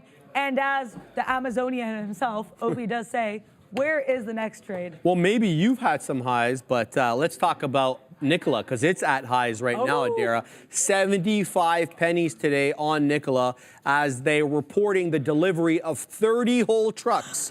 All right, get ready, baby. We're gonna need to make room for all these trucks that they're gonna deliver. No, we're tongue-in-cheek, but it's a great move up today for Nikola. Neil, did you have any trades on Nikola? Any views on that? 74 to 76 long. And now long 75. So Neil is long 75 on Nikola. It's up not well over 7 1/3% today as it does its dance with 75, topped out there into about 75.5 pennies. We'll see what this bad boy does. I'm looking at the book here to see if there's any size we need to concern ourselves with, whether as support or resistance, and I'm not seeing a whole lot. So we'll continue to watch this one. I'm done trading for the day. I will not be taking any more trades as I lost again on Roku. It's just one of those days today, guys. It's not my kind of trading day, but we'll continue to watch, see what Nikola maybe provides you in the another opportunity. I saw a great 74 hold though here on Nikola. You had a lot of trouble breaking through 74 here initially. And the funny thing is though, when you actually broke through it, you didn't break through it on too much volume there. It took basically the same amount of volume to break through that 74 that you had been having on the rejections earlier. So that's interesting. So it looks as if maybe a short or a sell program stopped at that area. Anyway, we'll see what this one does on its way up to about 75 pennies and 2/3. Good look on the day for Nikola. Let's see what else is up to here. Are we looking at anything on Meta? You can keep it on the screen. We're just looking at some of these names. All right, so nothing for me to report here. About 4 minutes left on the show. Adara, what do you got over there? Yeah, I just took another really small SPY trade here just because why I got in here too was because the area I got out, you know, we were talking about getting out at bottom wick and how that feels sometimes.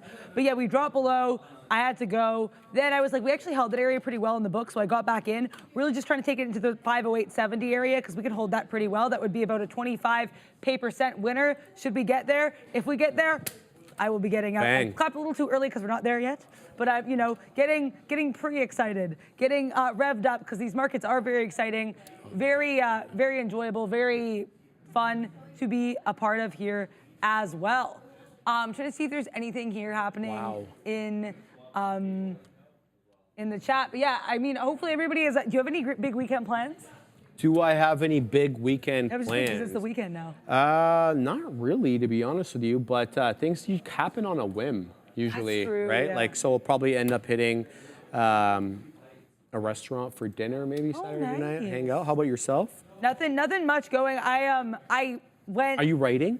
I am writing, yeah. You are writing. Definitely planning on writing. Can you give us a little sneak peek into what you're writing? Are you still, you're not doing chain dramas right now, are you? Well, okay, I'm trying to move out of that. Okay. I have some ideas. I have some things in the works. Okay. I am still very much inspired by the trading world, so I'm trying to work on something in that regard. Brilliant. And then I was like, you know, this is not much of a graduation, pun slightly intended, but I was thinking, you know, maybe university drama, so we're gonna have to see a couple ideas, but I definitely am interested in the whole business and trading aspect right now. That's really what I have been working on right now. Yeah. If you don't mind my asking, and Yeah. you know, because you don't want to give too much of your story here. How are you working in the trading and the finance aspect into that? Well, it's that's a good question. It really depends. I just feel like in general, I'm just kind of trying in my as I make new ideas to really kind of think about the lessons, the psychological aspects of trading, and I think the personality aspects as well. Although I do have some ideas that are literally just about the world of trading too. So, and just you know, maybe not something I know quite enough about to write about yet, but doing lots of research as well. And I think just being here has been very inspiring from a creative perspective. Amazing, amazing, amazing. And we know you like to have your you have to have your like writing set up. To kind of get the creative juices flowing kind of thing. You know what I mean? Yeah. I hear what you have to say on that. Thank you. All right, let's see some quick comments here before we send it up to Brendo. Rock Doc, did you look at these expensive medical machines? Yes, I did. They're ridiculously expensive. So what we're looking at is a laser hair removal machine that is we're looking at. We're looking also at centrifuges for you know, the PRP treatments. There's all this derma stuff for the skin. You don't even get me started. They're super expensive, and it's one of the only areas where you can still buy something from a catalog. Like I'm actually looking through something on a paper catalog machines, but we're still working out the logistics of ownership and stuff like that. But I'm pleased as punch to be doing this. It's my first big venture. My old man's opened up all the other spots. This is like the only one, the first one that I've actually had to do. It's going to be our biggest project ever. I'm pleased as punch about it. But I'm also nervous because when you invest money, you can also lose money. That is very true. And that's kind of the theme of the markets as well. I love that you kind of put it there. So it is 1:59. We're going to say adieu soon, but I will leave it with a comment from Kyle Burdett. Have a great weekend. Keep it dumpy. So yeah, I guess the market seeming to be dumping a little bit there. But yeah, seriously, great to be here. We will see you next week with some more market theories are going to be the topic. Are we good to go? Okay, no worries. We will talk for a second. The SPY still chilling. I don't really SPY much beyond mild regret and anxiety on my part. No, I'm joking. It's cool. But yeah, okay, we're all good. Thank you so much, everybody. Happy to be here. We'll see you next week. Same bat time, same bat channel. Peace. Brendan is at the big desk.